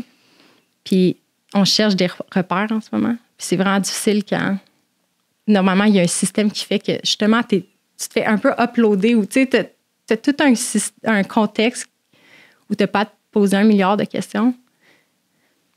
Puis c'est fait pour nous simplifier la vie, puis comme progresser. Puis là, on est dans une société où l'information qu'on reçoit, on commence à réaliser que ça ne fait pas de bon sens. Là, on cherche d'autres réponses, puis on se fait aussi un peu critiquer pour chercher d'autres réponses. Oui, d'aller sur Instagram pour pour modeler notre parentalité puis chercher des réponses. Puis effectivement, là, c'est vrai qu'on se tape un peu sur la tête, comme arrêter de suivre toutes les affaires, mais c'est comme, mais oui, mais j'ai personne. Je veux dire, c'est pas le guide naître et grandir là, qui va m'apprendre c'est quoi être un parent. Puis c'est ça, on veut se tourner vers les autres, puis c'est ça qui se crée. Puis c'est pour ça que les podcasts existent, puis les infolettes existent, puis que ce genre de savoir-là, puis d'échange se crée, puis pourquoi on en a besoin, puis pourquoi on en consomme. Là, les humains, je pense qu'on a besoin de ça, de la transmission. Ouais. C'est full important. Là. Dis-moi, tu sais, là, on a parlé de l'appartenance et tout ça, puis on va pouvoir y aller dans comment est-ce que vous instaurez ça dans votre vie, parce que ça, je pense que c'est la partie qui est en construction de s'organiser puis de peut-être un petit peu plus vivre en clan. Mais mettons, parce que, en tout cas, personnellement, je t'écoutais parler, puis là, je me disais, si je suis quelqu'un qui ne connaît pas Vivace, puis que là, tu me parles de toutes les choses que vous avez changées, je me demande de quoi ça a l'air, votre vie. Là. Est-ce que je peux vous regarder à travers la fenêtre et regarder comment vous vivez, tu sais? Parce que là, peut-être les gens se font des espèces de scénarios dans leur tête ou comme on s'imagine un peu, on essaie de remplir les trous. Fait que là, je me dis, est-ce qu'on peut... Mettons, ça a l'air de quoi une maison vivace, une vie vivace, comme un quotidien vivace, mettons. On se lève le matin, là, ça a l'air de quoi? Concrètement, parce que, tu sais, on parle des concepts, mais aussi juste comme, mettons, dans la vie de tous les jours, ça a l'air de quoi un quotidien? Bien, mettons qu'on commence par la maison, tu sais, si on rentrait dans notre maison, on n'a plus de table puis de chaise standard. OK. On a comme souvent des tables basses où on défonce même directement sur le sol ou debout à l'îlot de cuisine. La télévision, c'est rien de surprenant. Là. Je pense que de nos jours, il y a beaucoup de gens qui l'ont pas. Quoique, il y a une grande réflexion aussi à avoir sur les écrans. Mais sinon, notre divan, on s'en était débarrassé à un certain moment parce qu'on trouvait que ça offrait plus d'espace dans la pièce. Fait que, une scène typique, c'est qu'on vaque à nos occupations, puis le sol devient un espace de vie additionnel, tu sais, puis fait tu sais, les gens viendraient chez nous, puis on est quand même encore beaucoup assis, tu sais, puis c'est une posture qui est naturelle pour l'humain, en fait, de s'asseoir. C'est juste qu'on est fait pour s'asseoir de plein de façons différentes, puis pas de manière prolongée. Puis je pense que notre habitat est, somme toute, assez standard, entre guillemets, dans le sens qu'on a quand même, tu sais, des matériaux puis des objets industriels. Je pense pas que les gens seraient trop dépaysés. Pour le moment, on vit pas dans une hutte en terre et en paille. Tu sais, je sais pas jusqu'où on va se rendre, tu sais, mais pour l'instant, c'est comme on a une petite maison, on a une chambre fermée, puis on a un salon où on vit avec un foyer. On a un bureau assis debout pour travailler. C'est une grosse partie de notre travail.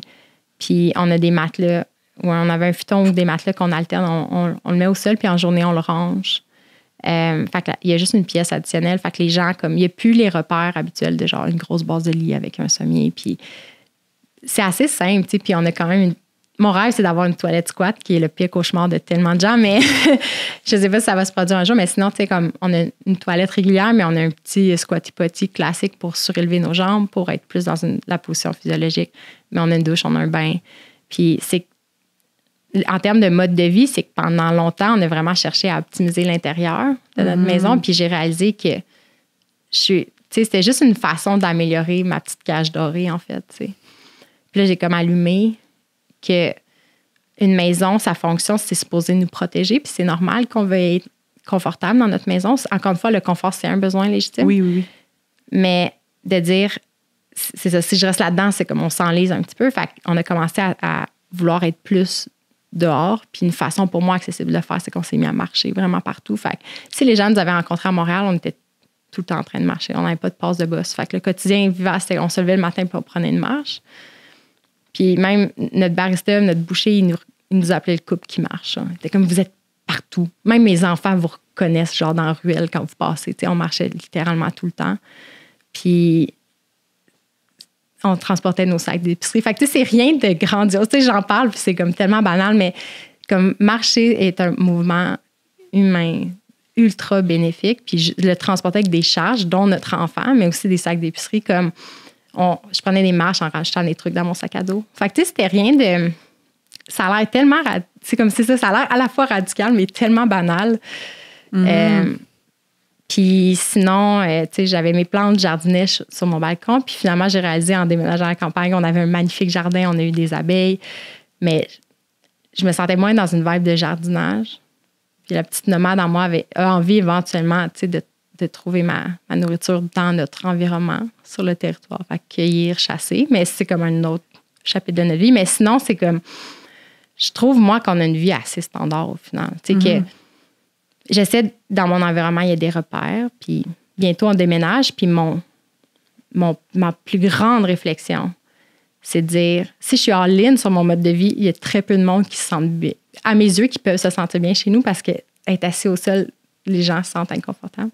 Fait que là, je me dis, prochain chapitre, je veux accueillir, tu sais, je veux des gens autour de moi, puis je vais pas les trier à la porte selon s'ils sont vivaces ou pas vivaces. Fait que là, c'est le défi de comment moi, je peux vivre d'une façon qui me plaît, puis inviter des gens, puis beaucoup de gens, tu sais, puis moi, je vois juste ça comme un défi de design, puis ça me stimule énormément. C'est vraiment intéressant parce que dans mon premier appartement, faute de moyens financiers, j'avais pas de table de cuisine et de chaise.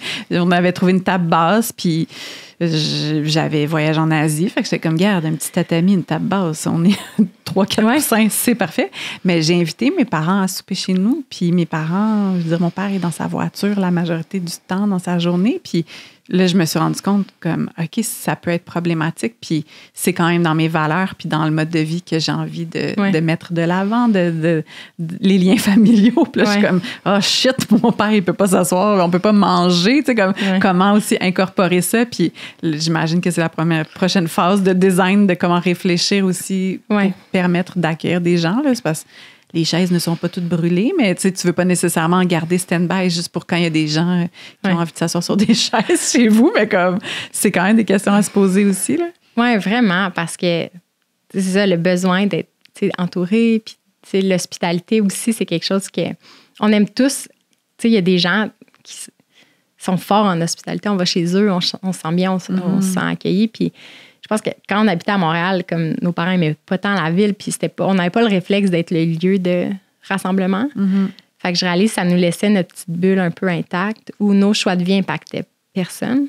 Mais à partir du moment où on veut vivre avec d'autres, ça amène des réflexions sur, OK, j'ai un besoin d'appartenance, puis j'ai un besoin de vivre en alignement avec mes intérêts, mes valeurs, puis comment je conjugue ça. Puis je pense qu'avant, je le voyais vraiment comme... Je sentais que le temps qu'on trouve notre essence, qu'il fallait peut-être que je protège un petit peu ce mode de vie-là, puis que je trouve un peu... Le fait d'avoir été all-in, tu sais, c'est en le vivant, c'est en vivant les choses qu'on voit et où notre limite, puis c'est quoi nos besoins, puis là, c'est OK, on va se rajouter, tu sais, on va trouver un entre-deux, tu sais. Ben, pas un entre-deux, mais des solutions innovantes, tu sais. Des solutions innovantes. C'est quétaine, mais... Oui, ben c'est parce que c'est aussi quand tu rentres dans un nouveau mode de vie, puis je peux même ramener à quand les gens changent intérieurement ou même dans la spiritualité ou la vision de la vie, puis les gens connaissent une version de toi, puis tu n'es pas encore tout à fait solide dans cette nouvelle version-là de quitter. C'est un peu inconfortable là, d'aller tout de suite la présenter aux autres parce que les autres vont nécessairement la remettre en question ou avec souvent bien de la bienveillance, mais tu sais, il y a la surprise, il y a les questions, puis là, t'es comme, hey, j'ai même pas intégré ça dans ma propre vie, donc c'est tough de venir comme le présenter et le défendre d'une certaine manière devant les autres, mais je vous trouve bon parce que vous le communiquez sur les réseaux sociaux, puis... Il y a un effet de vague dans ce que vous faites. Puis moi, j'en reçois aussi beaucoup de bénéfices dans ma vie. Là, quand vous avez fait le premier tour de votre salon, j'étais comme, hey, c'est vrai, on se pose pas la question. On est comme, bon, j'ai un appartement, ça me prend un salon avec un divan, des endroits pour s'asseoir. Là, après ça, on dirait qu'on le configure comment on connaît la maison. Puis moi, j'avais fait ça. Puis à un moment donné, on avait une espèce de gros divan là, en L, là, ce qui est la norme, le plus mou, confortable, nuage possible. C'est comme, quasiment anti-gravité. Là. Puis finalement, de voir chez vous, j'ai fait, hey, c'est vrai, qu'est-ce que ça amène dans ma vie d'avoir ce genre de divan-là? Puis vous avez eu un impact dans notre quotidien. Le gros divan, il a pris le bord. Puis on a des on a encore des divans pour Mais finalement, ça sert aux chiens, là, nos divans. On s'est rendu compte que tout le monde, on est assis à terre. Le chien, il va sur le divan. On est comme parfait. On a un divan pour chien. Mais il est léger. Fait que on est comme dans une transition aussi. Les gens qui regardent notre maison ne sont pas genre, qu'est-ce qui se passe chez eux? Mais ça a l'air normal, d'une certaine façon. Mais ils sont super légers. Ma fille peut les déplacer. Elle peut se faire des parcours. La table de salon, tout bouge. On est assis par terre. Donc, ça a pas l'air d'une espèce... C'est ça, des fois, on se dit comme, coudon, ils vivent dans quel genre d'environnement? Mais comme...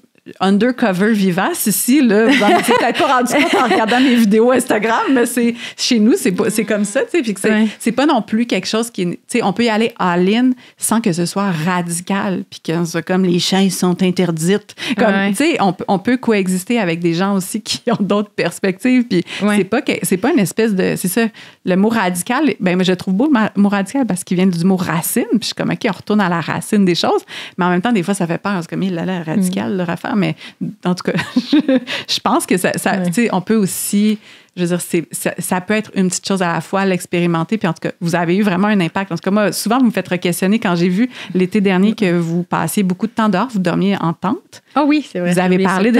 Non, mais je trouvais ça vraiment le fun, tu sais, quand vous l'avez expliqué, de se dire, OK, nos matins, la routine du matin aussi avec des enfants, là, quand on a besoin d'être à quelque part pour une certaine heure, c'est souvent tendu, tu sais, il y a des petits moments où tu es comme, là, on se presse, là, tu sais.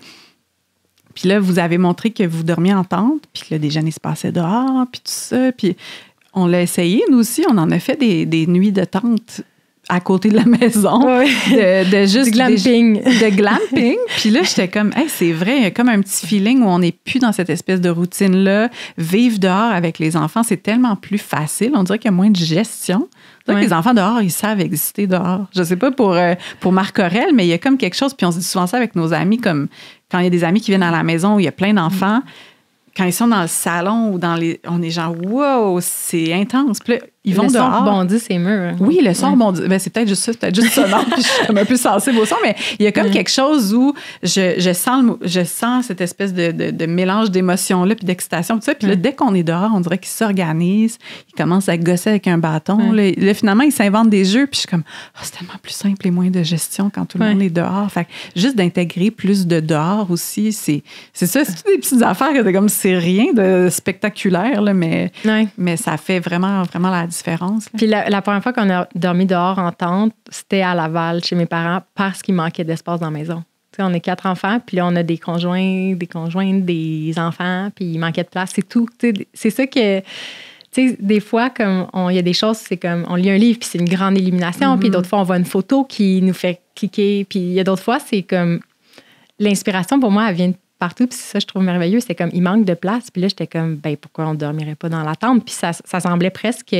Ça me rappelait un peu nos souvenirs d'enfance. On l'a déjà fait, tu sais, dormir dans une tente dans la maison ou dehors, comme je me rappelle avoir fait. Puis c'était donc bien spécial. Puis pour moi, c'était comme, mais je vais vivre ce spécial-là tous les jours si je le veux, tu sais, je le souhaite. Puis fait qu'on a commencé à dormir dehors en prenant justement une vieille tente à mes parents qui n'était même pas pleinement étanche. Mais j'étais triste les jours de pluie, tu sais, parce que je le savais qu'on allait se réveiller la nuit parce que l'eau allait nous couler dessus. Puis on aurait pu installer une bâche, mais on s'était dit, c'est un peu ça notre mode, c'est comme on expérimente puis on s'ajuste. Puis là, c'est comme on expérimentait puis on a été trop paresseux à acheter une bâche. Tout simplement, on aurait pu le faire, tu sais. Puis j'ai tellement aimé ça. Puis c'est tough de décrire comme un ressenti. Tu sais, c'est comme décrire une saveur, une couleur, mais comme je me couchais, j'arrivais dans le tente puis je me sentais profondément mieux. C'est un peu le même feeling quand on marche nu-pied, tu sais, qu'on sent la connexion à la terre. Vraiment. Comme on réalise pas que nos maisons, comme on est privé d'énormément de stimulations sensorielles qui sont faites pour nous orienter puis nous rassurer, je pense. Tu sais, on rajoute littéralement des bruits de white noise pour les gens qui dorment mal. Tu sais, on a enlevé plein de choses de notre vie. On s'est coupé de la nature pour se protéger. Mais là, on rajoute des technologies qui reproduisent la nature. Moi aussi, ça, je trouve ça merveilleux. De dire, regardez les technologies autour de vous. Voyez à quoi ça vous sert, tu sais, puis quel mouvement ça remplace, mais réalisez à quel point l'humain s'enorgueille. Souvent vu écrit, mais j'avoue, la première fois que quelqu'un l'utilise à l'oral, je suis genre, wow, bravo. De reproduire la nature. Ouais. Tu sais, c'est comme, regarde la gogosse que j'ai inventée, puis la nature le fait juste comme tellement... Tu sais, comme récemment, je lisais un article sur l'importance du toucher. Ouais. Puis Puis le fait que là, le summum de la technologie, c'est qu'ils sont en train de faire des prothèses robotisées qui ont des sensations parce qu'ils sont littéralement... Il y a des fils qui sortent du corps de la personne. Puis qu'une des sensations les plus exceptionnelles que les gens crave quand ils ont perdu un membre, c'est le toucher. Puis il décrivait comment l'homme, après des années sans bras, pu prendre la main de sa femme. Puis c'est super touchant. T'sais. Mais c'est de dire comme... Il y a quelque chose de glorieux de dire l'humain a été capable de redonner la mobilité à cet homme-là. Puis là, en ce moment, on a littéralement 2 mains. On se coupe, ça guérit. Puis on oublie que la nature a créé des choses absolument exceptionnelles. Mm-hmm. Puis qu'on peut juste lui laisser cette place-là. Oui. Moi aussi, ça me fait vraiment rire. Je pense juste... Et j'aime tous mes amis biohackers de ce monde. Là. J'en ai plein d'amis biohackers, mais genre les lunettes, là, tu sais, avec en tout cas, le orange, bleu, jaune, whatever, pour la lumière. Là, je suis comme, tu peux aussi juste ouvrir ta porte puis aller regarder le soleil 2 minutes, mon ami, genre comme pour réguler. Tu sais, puis là, on m'explique tout à quoi ça sert, puis je fais, ah ben oui, mais genre, si on va dehors, ça se passe. Ouais. Ça me fait vraiment rire des fois, comment justement, puis c'est un peu ça avec le mouvement, c'est, on a exiler le mouvement naturel de nos vies. Puis là, finalement, on est comme... Et là, maintenant, on va réintégrer du mouvement naturel. On va aller sur l'elliptique.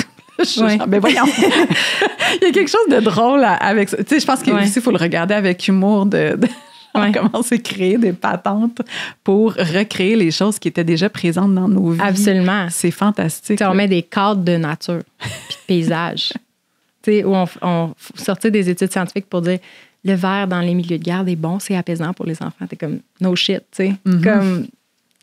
Mais c'est drôle. Moi, j'essaie maintenant de le voir avec amusement, de dire, hey, on est vraiment des petits êtres en cage, mais on a le pouvoir, contrairement aux animaux de zoo, malheureusement, de façonner notre environnement. Ouais.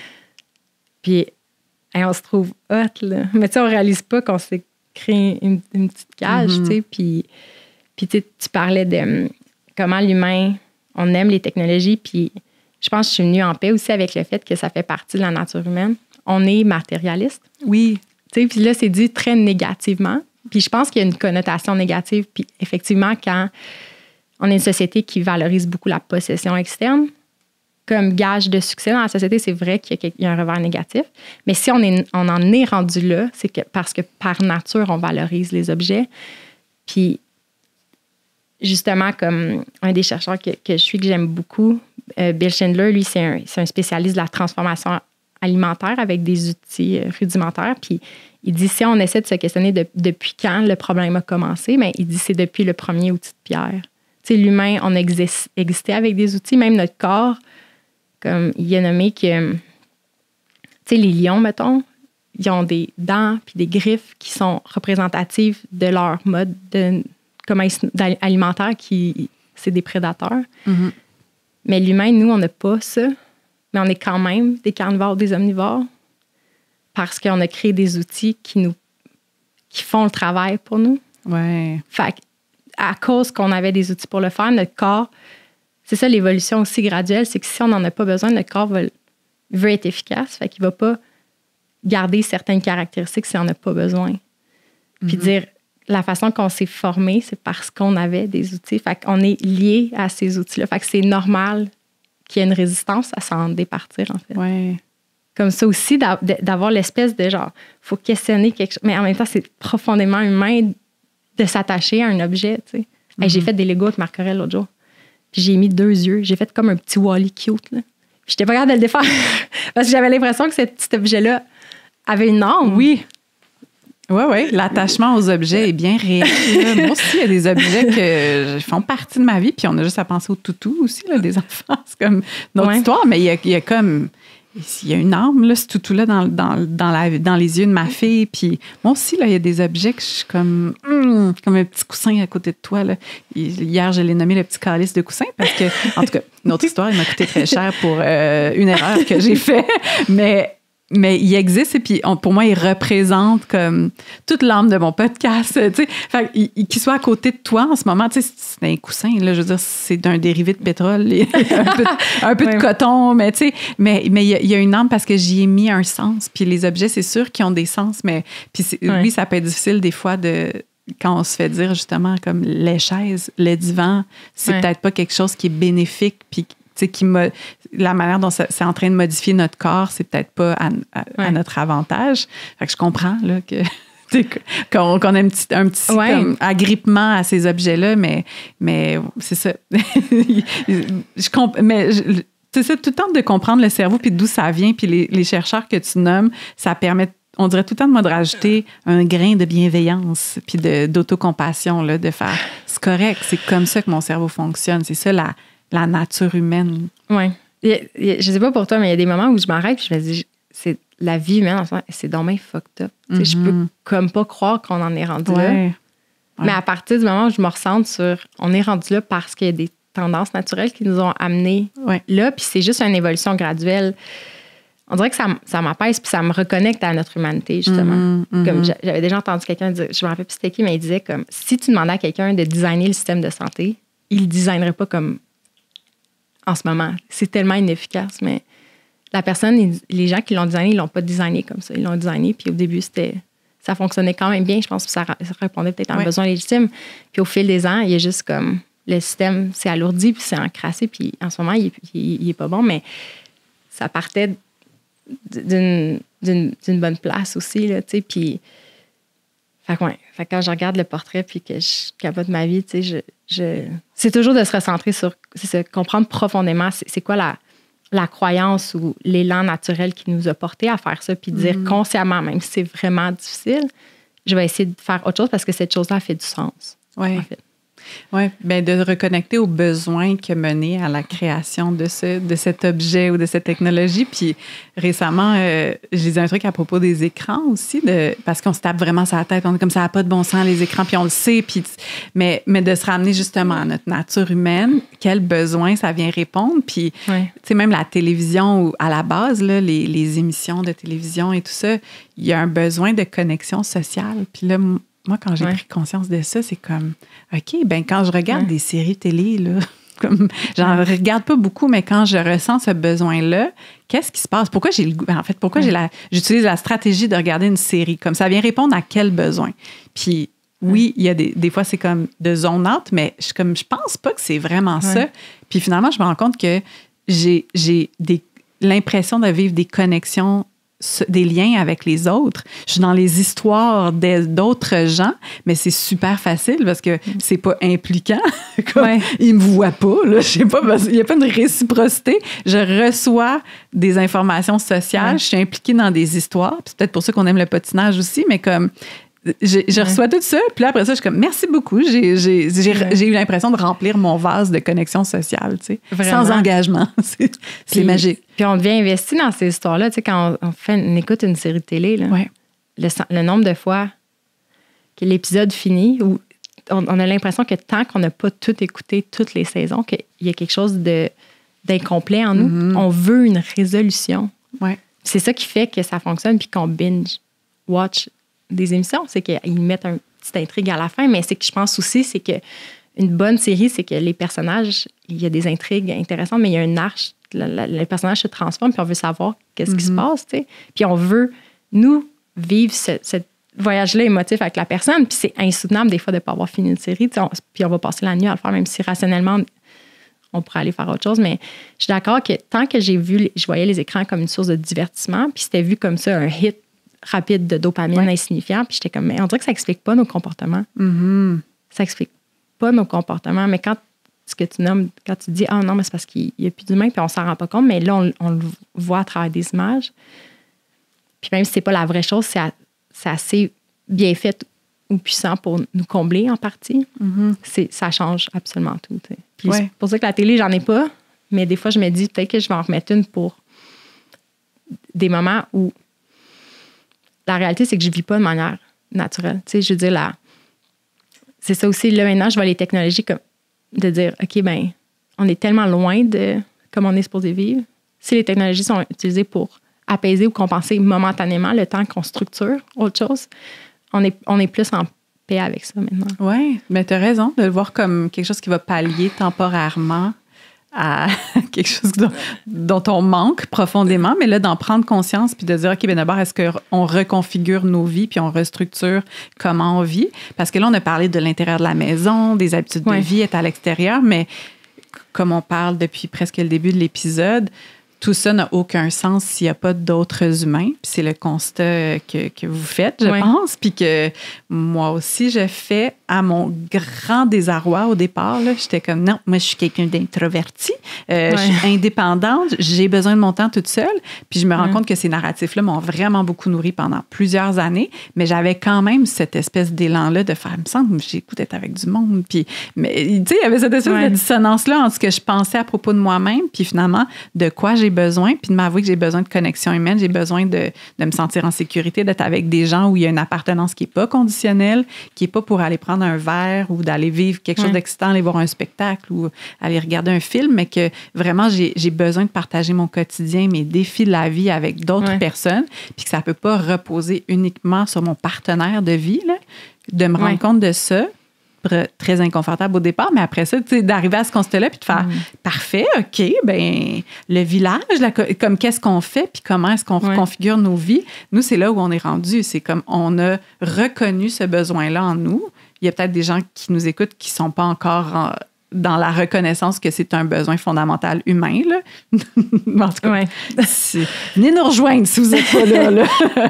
Mais après ça, c'est faire, OK, mais dans la configuration actuelle du monde, tellement d'obstacles puis de bâtons dans les roues pour que ça se passe concrètement. Fait que j'étais curieuse, vu vous qui testez les choses devant tout le monde, là, comme vous en êtes rendu où par rapport à ça? Oui, bien, je me disais, il y a des gens qui ont des réponses qui ont une longueur d'avance. Toutes les personnes qui ont essayé, même depuis les années 70, là, de faire. Je suis sûre qu'à toute l'époque, en fait, il y a des gens qui faisaient la promotion d'un retour à une vie communautaire. Puis il y a une partie de moi que le niveau de complexité d'un projet comme ça semblait juste trop immense.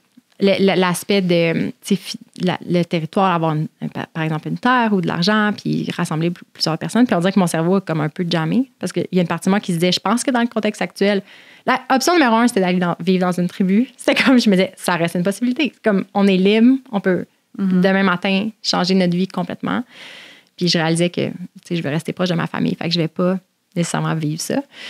Fait que là, de dire, OK, qu'est-ce qu'au Québec serait représentatif? Puis ça serait comme justement une façon de vivre différemment sur un certain territoire. Puis il y a des gens qui l'ont fait, il y a des gens qui le font. Fait que sûrement que c'est une source d'inspiration. Puis, mais c'est comme s'il y a une partie de moi qui sentait que c'était trop un gros leap de m'accrocher à cette vision-là, considérant qu'on a aussi un projet avec Vivace. Fait que là, j'étais comme, OK, premier plus petit morceau, c'est de vivre avec une autre famille. Puis on était ouvert à vivre sous le même toit avec quelqu'un. Puis ça me terrorisait. T'sais. Mais parce que justement, je serais exposée à quelqu'un d'autre que Vince, genre, puis elle me verrait dans tous mes états. Puis ça fait peur. Mais il y a une partie de moi qui sentait encore une fois que ma curiosité puis mon envie d'apprendre puis de développer mes capacités relationnelles étaient plus fortes que ma peur. Fait que c'est toujours ça de dire que je suis la chienne, mais je vais le faire quand même. Puis finalement, à partir du moment où on a commencé à le nommer, à reconnaître ce besoin-là, de dire, ça faisait mal de dire comme, tu sais, il y a une vie sociale dans notre village, c'est magnifique, il y a plein d'initiatives, mais c'était dur pour moi d'assumer que c'était pas assez. Tu sais, il fallait pas encore une fois que ma vie sociale, c'est un peu comme le mouvement, tu sais, on bouge plus dans nos journées, fait que là, on va au gym le soir où on inscrit les enfants dans des sports. Puis j'ai réalisé qu'on a fait ça avec les humains aussi. Tu sais, c'est comme, on vit notre socialisation dans nos loisirs, où on le vit dans des événements sociaux puis des célébrations. Mais avant, les gens avec qui on célébrait, c'est avec les gens avec qui on vivait puis on faisait des choses. Puis on dirait que l'appel, c'était de dire, je veux comme partager le quotidien avec des gens, je veux créer avec des gens, je veux qu'on ait une vision puis une mission commune. Puis ça me faisait peur parce que ça revenait aussi à dire, ben avec qui de raffiner, de dire je veux vivre avec d'autres humains, il faut comme raffiner un peu, dire c'est quoi le profil de ces humains-là. Puis à partir du moment où on envoyait... Tu veux pas vivre avec n'importe qui, ça peut quand même virer en cauchemar. Absolument, tu sais, puis ça... Ou juste comme, ça peut juste aussi être neutre, tu sais, d'avoir des personnes magnifiques, mais je réalise que s'il n'y a rien qui fédère à l'action, c'est facile de se replier dans notre maison. C'est le modèle qu'on a connu quand même, tu sais. Fait qu'à partir du moment où on envoyait ça dans l'univers, on a un couple d'amis qui a 2 filles, dont une qui a l'âge à Marc-Aurèle, puis on est vraiment proches d'eux, puis eux, ça donne qu'il y avait l'espace pour nous accueillir, puis c'était dans leur vision éventuelle, mais le fait qu'on était prêts, ça a comme devancé un peu leur plan. Fait on s'est dit, je pense que l'étape qui nous semblait accessible, c'était de commencer avec un noyau, puis de dire, encore une fois, on va l'expérimenter au lieu de tout de suite mettre la pression, peut-être que ça devienne autre chose ou que ça devienne une communauté nécessairement. C'est de dire, première étape, c'est de briser plein de croyances limitantes sur nous-mêmes, puis d'améliorer notre capacité de communication, puis après ça, on verra. Là. C'est tellement intéressant parce que parmi les gens qui écoutent mon podcast, mes amis autour, j'entends beaucoup ce besoin-là comme de former une communauté, des gens qui rêvent d'aller s'intégrer ou de partir une éco-communauté. Puis là, ça semble, comme tu disais, un espèce de rêve tellement loin puis tellement complexe parce qu'on sait que c'est pas simple de mettre en place ce genre de projet. Donc, ce qu'on fait, c'est qu'on est comme, bon, ben écoute, on va continuer à voir comment on fait. Puis, je trouve ça tellement beau que vous fassiez, mais qu'est-ce qui est accessible présentement, puis qu'est-ce qui peut déjà être un pas vers ça? Parce que c'est quand même, mettons, le passé d'habiter dans son espace, avoir sa maison, tous ses objets, puis là, tout d'un coup, habiter dans une communauté, c'est quand même un step intense. Puis de se dire, OK, mais déjà, est-ce qu'on est capable de vivre sous le même toit? S'il y a des obstacles dans la vie de tous les jours, des conflits, comment est-ce qu'on va nommer ça? Comment est-ce qu'on va naviguer les tensions, la météo de la vie, le quotidien, c'est comme, OK, ben on va l'apprendre. Stage d'apprentissage par l'action, là. Fait que là, c'est fait, non? Vous allez déménager? On est justement dans la phase de latence je fais mes petits mood boards pour comment je visualise l'espace, puis on est en discussion avec la famille, puis c'est plus pour fin du printemps, début de l'été. Okay. Fait que là, c'est comme le mix d'excitation puis de peur aussi, justement, parce que c'est ça qui est intimidant des relations. C'est comme l'amour, hein? C'est comme t'apprends juste en le vivant. Tu peux pas on peut pas juste faire des choses tout seul puis après dire je suis prête à aller dans le monde et toutes mes relations vont bien aller. Il y a un peu cette vision-là, des fois, comme je pense que l'aspect de la méditation puis comme seul dans sa chambre nous induit aussi un petit peu en erreur. Je pense qu'il faut des phases de recueillement puis d'intégration, mais il faut aussi accepter que on apprend à être en relation puis ça fait mal parce qu'on est exposé à d'autres personnes. Ouais. Avec du vivant, là, c'est comme... Exact. C'est facile là, d'être genre, je suis une personne illuminée. Oui, c'est ça. Seule, puis il n'y a personne d'autre, il n'y a aucun déclenchement. Mais là, quand tu rentres en relation, c'est ça. Tu te rends compte, oui, OK. Je me demande si le moine bouddhiste, si tu lui mets un enfant de 2 ans et demi dans son temple, comment il réagit. Tu sais, des fois, je me dis ça. Là, comme... Toute la journée, puis il est tout seul avec l'enfant de 2 ans et demi. Ouais. Puis il y a des jouets partout. Tu sais. Des jouets qui font de la musique. Fait que, ouais, c'est ça, c'est un premier pas vers ça. Puis je sens aussi qu'il y a ce désir que ça soit pas juste votre expérimentation de couple, mettons, puis de famille, puis de générer un mouvement. Puis j'avais envie que tu nous parles un petit peu du clan Vivace, puis de ce qui s'en vient pour vous, parce que s'il y a des gens là, qui sont comme ça, qui sont déjà sur ce chemin-là, puis qui étaient comme « Ah, thank God, je pensais que j'étais tout seul », ou qui sont intéressés puis qui ont envie d'appliquer peut-être des petits changements dans leur vie, tweaker des affaires, commencer à marcher du pied, commencer à triper puis réaliser que c'est vraiment fun, puis de changer un peu certaines choses, puis qui ont envie de pas se sentir tout seul. C'est ça, tu t'en parlais au début de l'épisode, mais vous avez, oui, il y a du contenu, il y a du savoir, il y a un partage de connaissances à travers Vivace, mais il y a aussi un endroit pour se relier. Donc, c'est quoi les clans Vivace? Bien, au fil du temps, comme pendant des années, on faisait nos expérimentations, puis on faisait des vidéos en direct chaque semaine pour en parler. Puis, je veux dire, c'est ça, se bâtir une audience. Au début, il y avait juste personne. Fait qu'on se sentait vraiment un peu tout seul. Puis même si on avait bien du fun, à chaque fois qu'on arrivait un petit peu plus dans un discours mainstream, on se sentait un peu marginaux. Mais le plaisir d'agir était quand même plus grand. Mais à partir du moment où on avait des enfants, puis que ce qu'on faisait était exposé dans nos interactions dans le monde, c'est là que le sentiment de solitude a vraiment embarqué, puis que j'ai réalisé que le plus grand défi, finalement, c'est ça, c'est humain, puis que t'as beau dire aux gens comme tu peux réapprendre à squatter, puis voici les exercices, ce qui est le plus intimidant, c'est peut-être de squatter en public devant des gens. Même moi, je le fais pas encore. Tu sais, c'est une posture de repos dans tellement de pays, tu sais, puis parce qu'il y a une barrière, comme tu disais tantôt, il y a une valeur symbolique aux objets, puis il y a des gens littéralement qui ont dit « je vais pas manger à terre comme un pauvre ». Fait que même si physiquement, ils seraient capables, ils voudraient pas le faire parce que puis c'est normal, ils sont dans une culture puis ils veulent faire partie. Cette culture-là, on est programmé pour vouloir respecter les normes. J'ai réalisé qu'il allait falloir, comme moi, en tout cas, moi, j'avais besoin de gens qui me comprenaient. Ouais. Puis on a eu un peu l'approche de dire, on va partager publiquement ce qu'on fait. Puis c'est un peu la technique à Vince, c'est les médias sociaux, mais les médias sociaux, c'est comme un sonore. Puis c'est ça qui est intimidant. Il faut publier un morceau de contenu. Il faut faire le premier move, en fait, les médias sociaux. Puis le message, le signal s'en va. Puis il y en a qui reviennent. Puis c'est de dire, on va trouver les autres weird comme nous. Puis c'était vraiment difficile, mais de dire, on va essayer d'être 100% de même puis de parler de nos émotions réelles. Puis ça l'a amené à nous des gens avec qui on partage beaucoup de choses, même à distance. Mm-hmm. Puis la vision, c'était pas de dire, vous êtes les personnes que je vais recruter pour mon éco-communauté éventuelle. T'sais, on n'était pas en mode recrutement, on était plus en mode, on est peut-être géographiquement éloigné. Il y a des gens en France, il y a une fille en Australie, il y a une famille qui vit sur un voilier, qui font l'école maison.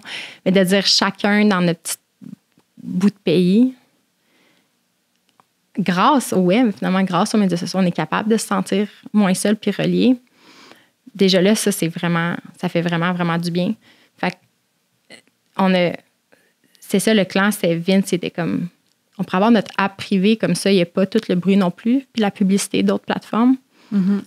Puis les gens qui sont là, comme, ils veulent vraiment être là, puis on peut faire des posts sans avoir la peur de se faire comme bâcher par quelqu'un qui est pas d'accord avec ce qu'on dit, tu sais, sur toutes sortes de pratiques. Fait que je pense que ça a créé un sentiment de sécurité. Puis là, on est dans une phase de transition, justement, où pendant des années, même mon discours interne, c'était comme, on est tout seul, on est weird, c'est important, mais c'est difficile.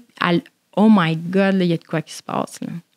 Il y a de quoi qui se passe. Puis de réaliser qu'on est juste un des messagers d'un mouvement qui nous appartient pas à personne, mais qui en branle. Genre. Puis pendant longtemps, comme quand on est au début, puis qu'on a une petite voix, c'est difficile, mais là, ça va. Je le sens que collectivement, il y a quelque chose qui va exploser, en fait. Oui, mais on est vraiment à un point tournant, là. C'est comme soit qu'on continue à faire semblant que tout va bien, puis on nourrit les vieux systèmes, parce qu'on est genre, c'est ça qu'on connaît, regarde, c'est ça qui existe, puis c'est ça qui est confortable à court terme, ou on accélère le changement, puis je pense qu'on peut regarder le changement de plein de perspectives, mais n'empêche que ce changement-là, il n'est pas dans un petit domaine. Si vous avez commencé avec le mouvement, puis le design actif, mais ça s'élargit, puis même chose avec mon podcast, qui était plus axé sur le développement personnel, la spiritualité, la connexion à la nature. Puis finalement, je suis comme, il faut re-questionner tout au complet. J'ai l'impression qu'on est beaucoup de gens à arriver à ce constat-là. Comme on peut avoir une petite action super locale dans notre affaire puis travailler en silo, mais là, je pense que les circonstances aussi nous amènent à vouloir se relier puis à s'allier, justement. Puis je pense que c'est le fun, là, que ça devienne plus... C'est ça. Tu sais, c'est comme, on dirait que quand on se le montre pas puis on est séparés, on a l'impression qu'on marche là, contre quelque chose. Puis mais là, dès qu'on s'ouvre puis on se rend compte qu'il y a plein d'autres gens qui sont animés par ça, c'est juste qu'ils cherchaient des mains à venir agripper. J'ai l'impression que c'est ça. On cherche tout le monde notre main à s'agripper pour faire, OK, on n'est pas tout seul puis on peut marcher dans la direction où on a envie de marcher. Fait, c'est comme une période qui est excitante. C'est ça qui est drôle, c'est que j'étais vraiment épuisée cet automne. Mm-hmm. Puis en même temps, je suis comme sur la fin de ça, puis je réalise qu'à chaque cycle de vie, il y a la graine du prochain cycle, tu sais, de dire le repos, puis les deuils, puis la fermeture. La vie nous donne l'énergie nécessaire pour penser à la suite. Puis là, le printemps, tu sais, ça pointe le bout du nez, puis on ressent le pétillement monter, puis c'est ça.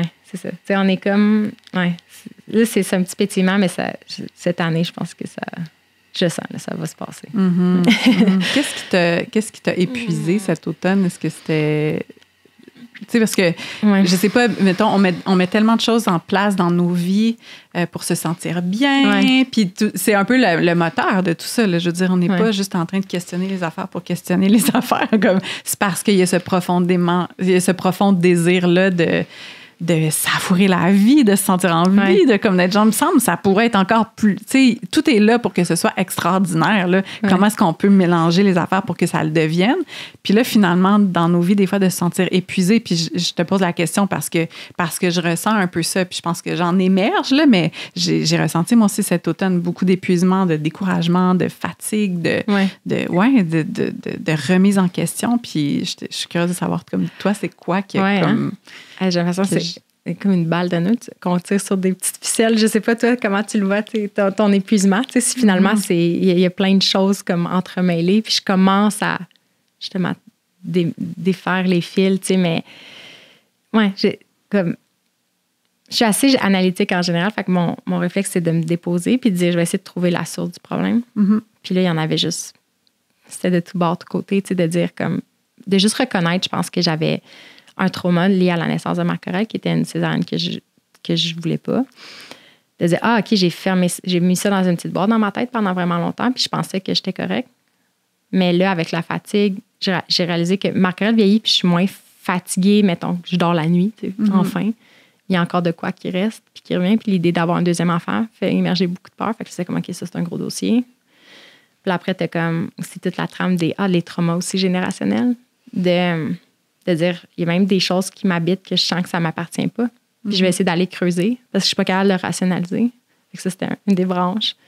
Puis après, c'est de réaliser que j'ai eu une enfance magnifique. J'ai grandi dans beaucoup d'amour.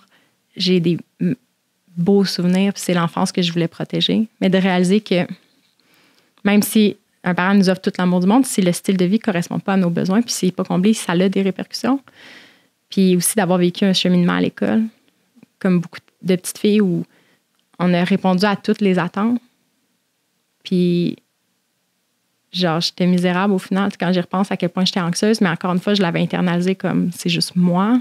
Ben parce que c'est le système, là. Il n'était pas question de questionner le système. Je veux dire, à cette époque-là, je veux dire, tu vas à l'école puis tu fais ce qu'on te demande. C'est ça qui se passe. C'est ça qui se passait, tu sais. Puis, tu sais, ma quête, initialement, c'était je veux sauver l'enfance. Puis après, c'est je veux sauver mon enfant. De vivre, d'aboutir à une fin de vie comme ce que j'ai vu, mettons, mes grands-parents vivre. Tu sais, c'était ça. Puis je réalise qu'à mes yeux, c'était ça la quête personnelle. Tu sais, c'est de dire je le fais pour des personnes que j'aime profondément. Puis on dirait que cet automne, ça, avec toute la série aussi qu'on a faite l'année dernière sur la vie de clan, puis à quel point les structures sociales en ce moment ne correspondent pas à ce qu'on a besoin, j'ai réalisé, oh my God, je suis une petite fille qui a été brisée par ce mode de vie-là. Comme on dirait que je n'avais pas pleinement intégré parce que j'avais internalisé que l'école, ce que j'avais vécu, c'était somme toute normal. Puis que si j'allais pas bien, c'était un défaut personnel, soit encore un dérèglement du cerveau ou un problème d'aptitude. Puis que quand j'ai compris que j'ai commencé à en parler, puis qu'il y a plein d'autres petites filles qui ont levé la main puis qui ont dit, j'étais bonne à l'école, j'étais première de classe, puis je suis ressortie de ça, j'étais arrivée sur le marché du travail, puis j'ai fait une dépression où j'étais en crise existentielle. C'est parce que si massivement, il y a plein d'individus dans une société qui arrivent au même résultat, c'est parce que la machine a créé ça. Tu sais. Puis là, de voir ça. Donc là, tu sais, c'est comme la boule de fil que tu t'enlèves, puis t'es comme, oh my God, mais il y a tellement de couches d'affaires. Puis encore cette voix-là qui me dit, non, c'est juste ton comportement qui doit être changé. Tu dois juste être plus positive. Tu sais. Puis, fait que j'ai commencé à démêler ça. Puis je pense que c'était le constat aussi que je pensais que le move à la campagne, comme ça allait. J'en parlais avec beaucoup, beaucoup d'optimisme, puis je suis contente parce que c'est ça qu'il faut. Quand on démarre quelque chose, je pense qu'il en faut de l'enthousiasme, puis même être delusional. Mais l'espèce de... des fois, t'es comme ça.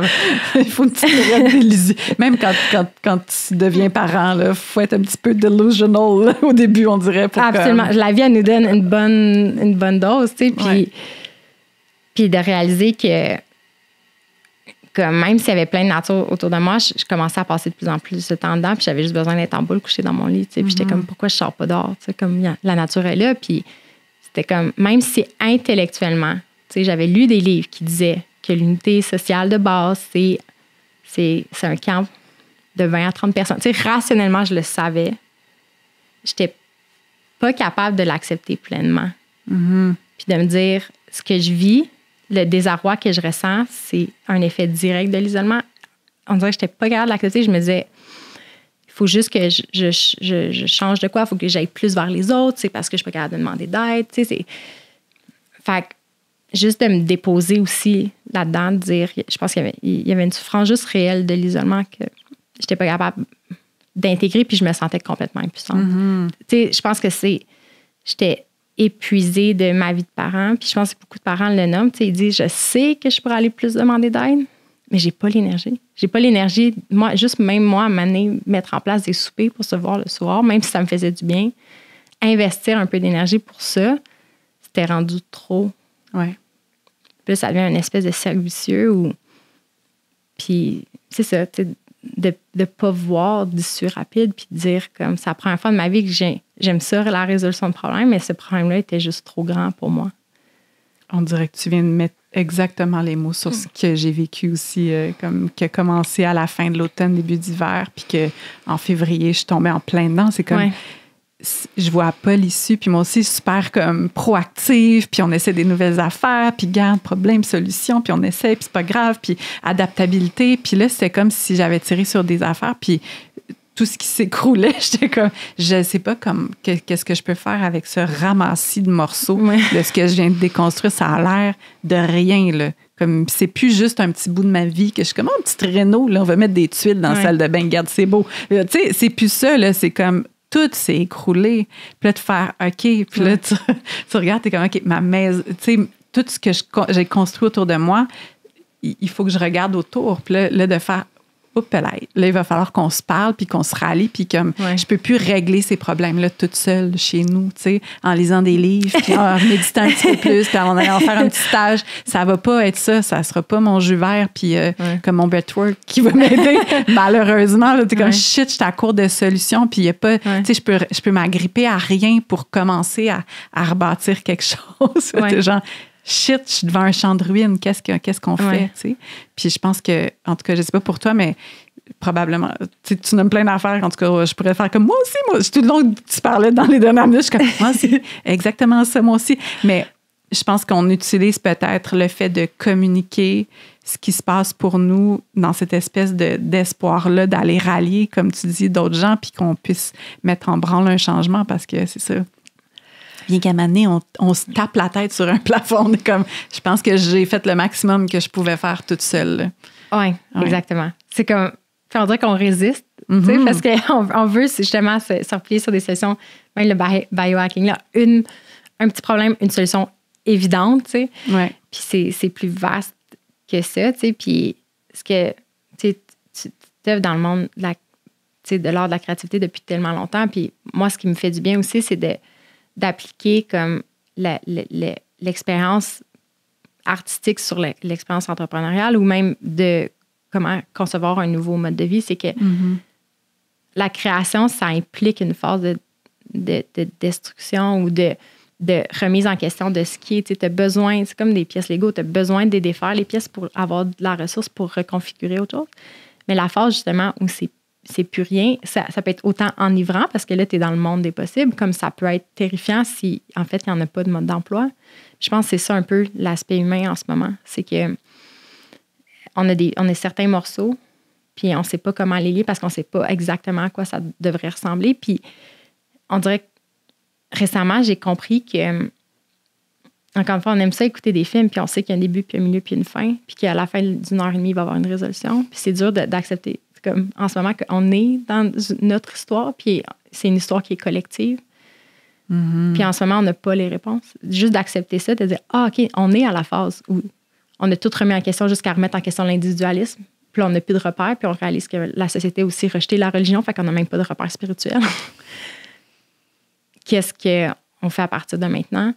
Puis je pense que le clan, tu demandais pour le clan, son existence, c'est de dire comme... En ce moment, ce qu'on vit puis ce qu'on essaye, c'est ça qui va mener à des réponses. Il faut juste le faire. Comme on va passer à l'action, puis c'est pas facile, justement parce qu'il n'y a pas de mode d'emploi. Tu sais, on est une génération qui doit répondre à la question comment je suis supposée vivre comme avec un corps de chasseur-cueilleur puis un esprit de chasseur-cueilleur dans le monde actuel. C'est comme ça la quête qui nous relie, en fait. C'est nous qui va trouver les réponses. Puis si on le fait pas, il n'y a rien qui change pour nos enfants. Fait que je pense qu'on est tous motivés à le faire, tu sais. Mm-hmm. À essayer des nouvelles façons. En tout cas, d'autres chemins. Puis c'est ça. C'est comme, on a défait les petits blocs Lego, mais on n'a pas le modèle du prochain. Là, on est comme, OK, parfait. À partir de même, comme on ne sait pas comment on va le faire, le dinosaure. Puis on ne sait même pas ça va être quoi. Comme, est-ce qu'on commence à mettre des blocs? Puis on est comme, coudonc, ça marche. OK. Puis peut-être qu'à force de ça, je sais pas, une couple de construction de Lego arbitraire à gauche, à droite, ça va finir par s'organiser ensemble. Puis on va trouver comment est-ce que ça va s'emboîter. Mais ouais, c'est gros ce qui est devant nous. Puis là, c'est comme, OK. En tout cas, ça redevient excitant, là. Ouais. Ben, juste de OK, on est là. Ouais. Dans l'aventure. Mm-hmm. On est là. Oui.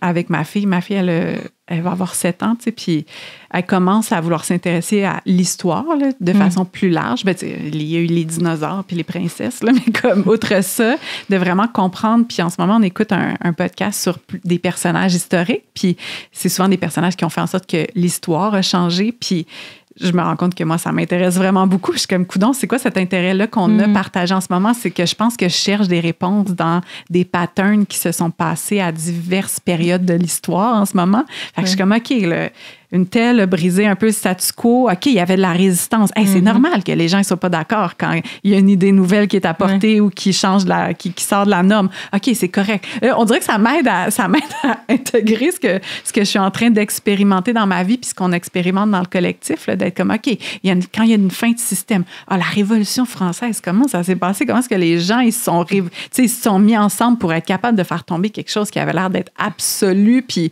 intouchable? OK, il y a des affaires qu'on peut faire. OK, ça se peut. Tu sais, on dirait que je cherche des petites clés un peu à gauche, à droite, mais on ne veut pas reproduire les mêmes choses, mais juste d'aller chercher des indices puis être capable de créer quelque chose, en tout cas faire une map de ce qui est possible, mais je me rends compte que j'ai vraiment besoin de ça en ce moment. C'est comme, merci beaucoup l'histoire de nous rappeler comme qu'est-ce qui a été vécu avant nous. Sens-tu que ça, récemment, là, justement, l'aspect de l'épuisement puis le regain d'énergie un peu, est-ce que toi, tu sens qu'il y a des pistes de solutions? Ben oui, je pense que j'ai l'impression qu'il faut que je m'assoie avec d'autres gens puis qu'il y a un partage un peu comme ce qu'on est en train de faire là, de m'asseoir avec des gens avec qui je vois certaines connexions ou qu'on veut tendre vers la même chose puis qu'on expérimente des affaires. C'est ça qui me dynamise en ce moment, d'essayer des affaires que je trouve inconfortables. Avec des amis qui étaient nos voisins, on réfléchissait à ces idées-là de vivre ensemble, de partager des espaces, de cuisiner, de juste défaire là, nos espèces de contenants hermétiques.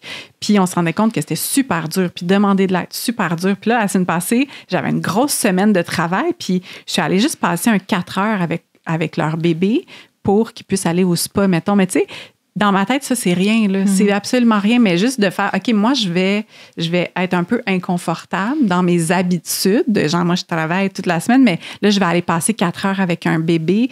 Je vais être dans leur intimité. Je suis pas une gardienne avertie, là, mais comme je sais prendre soin d'un bébé, je vais être juste la paire de bras dont moi, j'aurais eu besoin. Puis, tu sais, juste d'essayer des affaires. On dirait qu'en ce moment, c'est ça, essayer des affaires, ça me fait vraiment du bien. Puis, de partage. Je trouve que de raisonner avec plein de partages, puis de voir qu'on est... Tu sais, je pense que là, les voix commencent à sortir puis à s'exprimer davantage. Puis c'est peut-être ma chambre d'écho là, qui me crée ça, mais j'ai l'impression qu'autour de moi, il y a quelque chose qui se passe, puis ça me fait vraiment du bien. Fait qu'on dirait que je suis comme contente qu'il y ait une forme de révolte en ce moment. Comme, tu sais, quand je sens de la colère ou de la révolte, je suis comme, enfin, les gens s'en rendent compte qu'il faut qu'on fasse de quoi. Fait que, je sais pas, je suis nourrie un petit peu plus d'espoir, puis c'est peut-être juste aussi...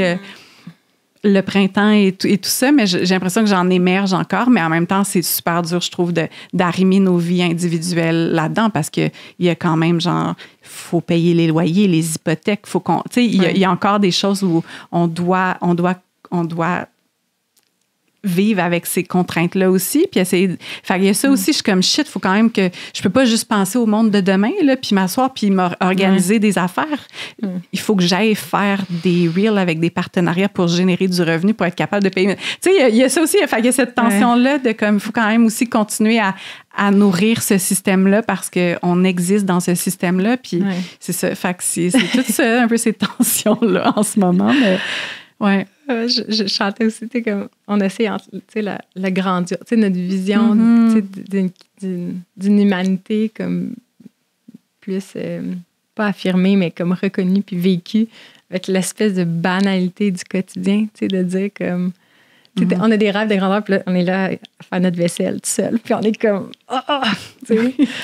Puis, ouais, c'est, tu sais, je pense que ça revient, c'est là que, tu sais, comme d'analyser le design social en ce moment, de le comprendre, puis après de revenir, c'est comme tout le temps aussi le back and forth, de revenir à soi, puis de dire, OK, dans mon contexte actuel, c'est quoi mes ressources, c'est quoi mes besoins. Tu sais, quelqu'un, ça peut être aussi simple que tu as une pièce de plus dans ta maison, puis tu peux avoir un coloc, ben trouve quelqu'un qui fit, tu sais, puis choisis bien cette personne-là, puis mais si c'est vraiment pas ton genre, puis ça t'intimide trop, ben tu sais, trouve une autre façon, ou tu sais, considère déménager. Tu sais, on peut soit adapter notre milieu de vie, ou on peut essayer d'en trouver un autre, tu sais, mais on n'a même pas besoin d'être un porteur de projet aussi, tu sais. Moi, il y a quelque chose qui m'appelait là-dedans, ce sentiment-là de ça n'existe pas, on va essayer de le créer.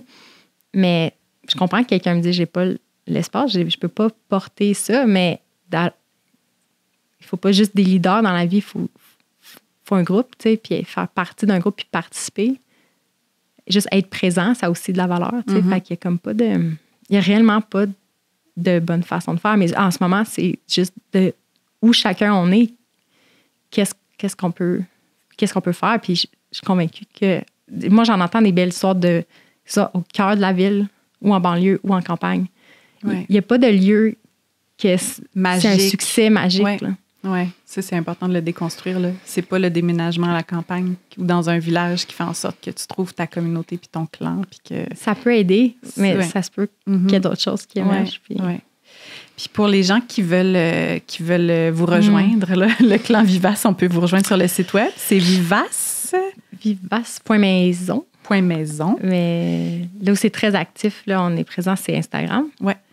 Vincent est notre maître des médias sociaux. Lui, il s'amuse beaucoup. Il apprend beaucoup en faisant les choses. Fait qu'il il crée beaucoup. Puis c'est un bon point de contact là, si vous voulez découvrir notre univers. Mais on a le podcast aussi. Puis une infolettre chaque semaine, que c'est plus mon journal intime. Fait qu'il y a l'espèce de mix de petits univers que si vous aimez connecter, il y a des gens, je sais, dans notre audience qui n'ont même pas de téléphone. Fait que Instagram, c'est pas nécessairement une option, mais selon la façon que vous aimez communiquer, comme je pense qu'on a des petits hubs d'énergie un peu différents. Puis il y a des ressources aussi gratuites sur votre site. Oui. Ouais, à propos de certains sujets, genre l'hygiène naturelle. Ouais. si ça pique votre curiosité, c'est intéressant aussi. Ou comme le mode de vie nu-pied, les chaussures minimalistes. Il y a plein de ressources. Oui. Après des années à explorer, des fois, on ressentait qu'on avait assez de matériel pour dire je pense que ça, on peut le synthétiser d'une façon, puis simplifier, puis rendre ça plus dense. Fait qu'on commence à faire des ateliers gratuits qui, c'est ça, une pratique à la fois ou un thème à la fois. Fait que ça va continuer de s'ajouter. Fait que les gens peuvent les voir déjà gratuitement sur le site, puis partir de là. Puis vous sortez aussi du virtuel. Là. Vous faites des ralliements vivaces. Il y en a un qui s'en vient. Ou en tout cas, je ne sais pas quand est-ce que cet épisode sera diffusé. Peut-être qu'il va être déjà derrière nous, mais il y a un ralliement aussi qui s'organise. Il y en a eu un l'année dernière. Fait qu'il y a aussi un moyen de connecter dans la vie, là, puis de vivre des expériences. Mais en tout cas, moi, je suis contente qu'on ait connecté face à face, qu'on soit physiquement dans le même espace, puis qu'il y ait ce partage-là, puis qu'on envoie le sonore là, à travers le podcast. Puis il y a probablement d'autres gens qui vont résonner avec Vivace. Puis en tout cas, je veux juste te dire qu'il y a une petite main si tu as envie que nos mains se rejoignent. Puis comme je trouve ça vraiment le fun de voir aussi que c'est ça, on est plusieurs à travailler dans le même sens, puis à vouloir défricher le même genre de chemin, même si on ne sait pas où c'est qu'on s'en va. Mais on sait pense qu'on va dans la bonne direction, mais regarde, ça nous dira ça va être où. Oui. Merci de m'accueillir.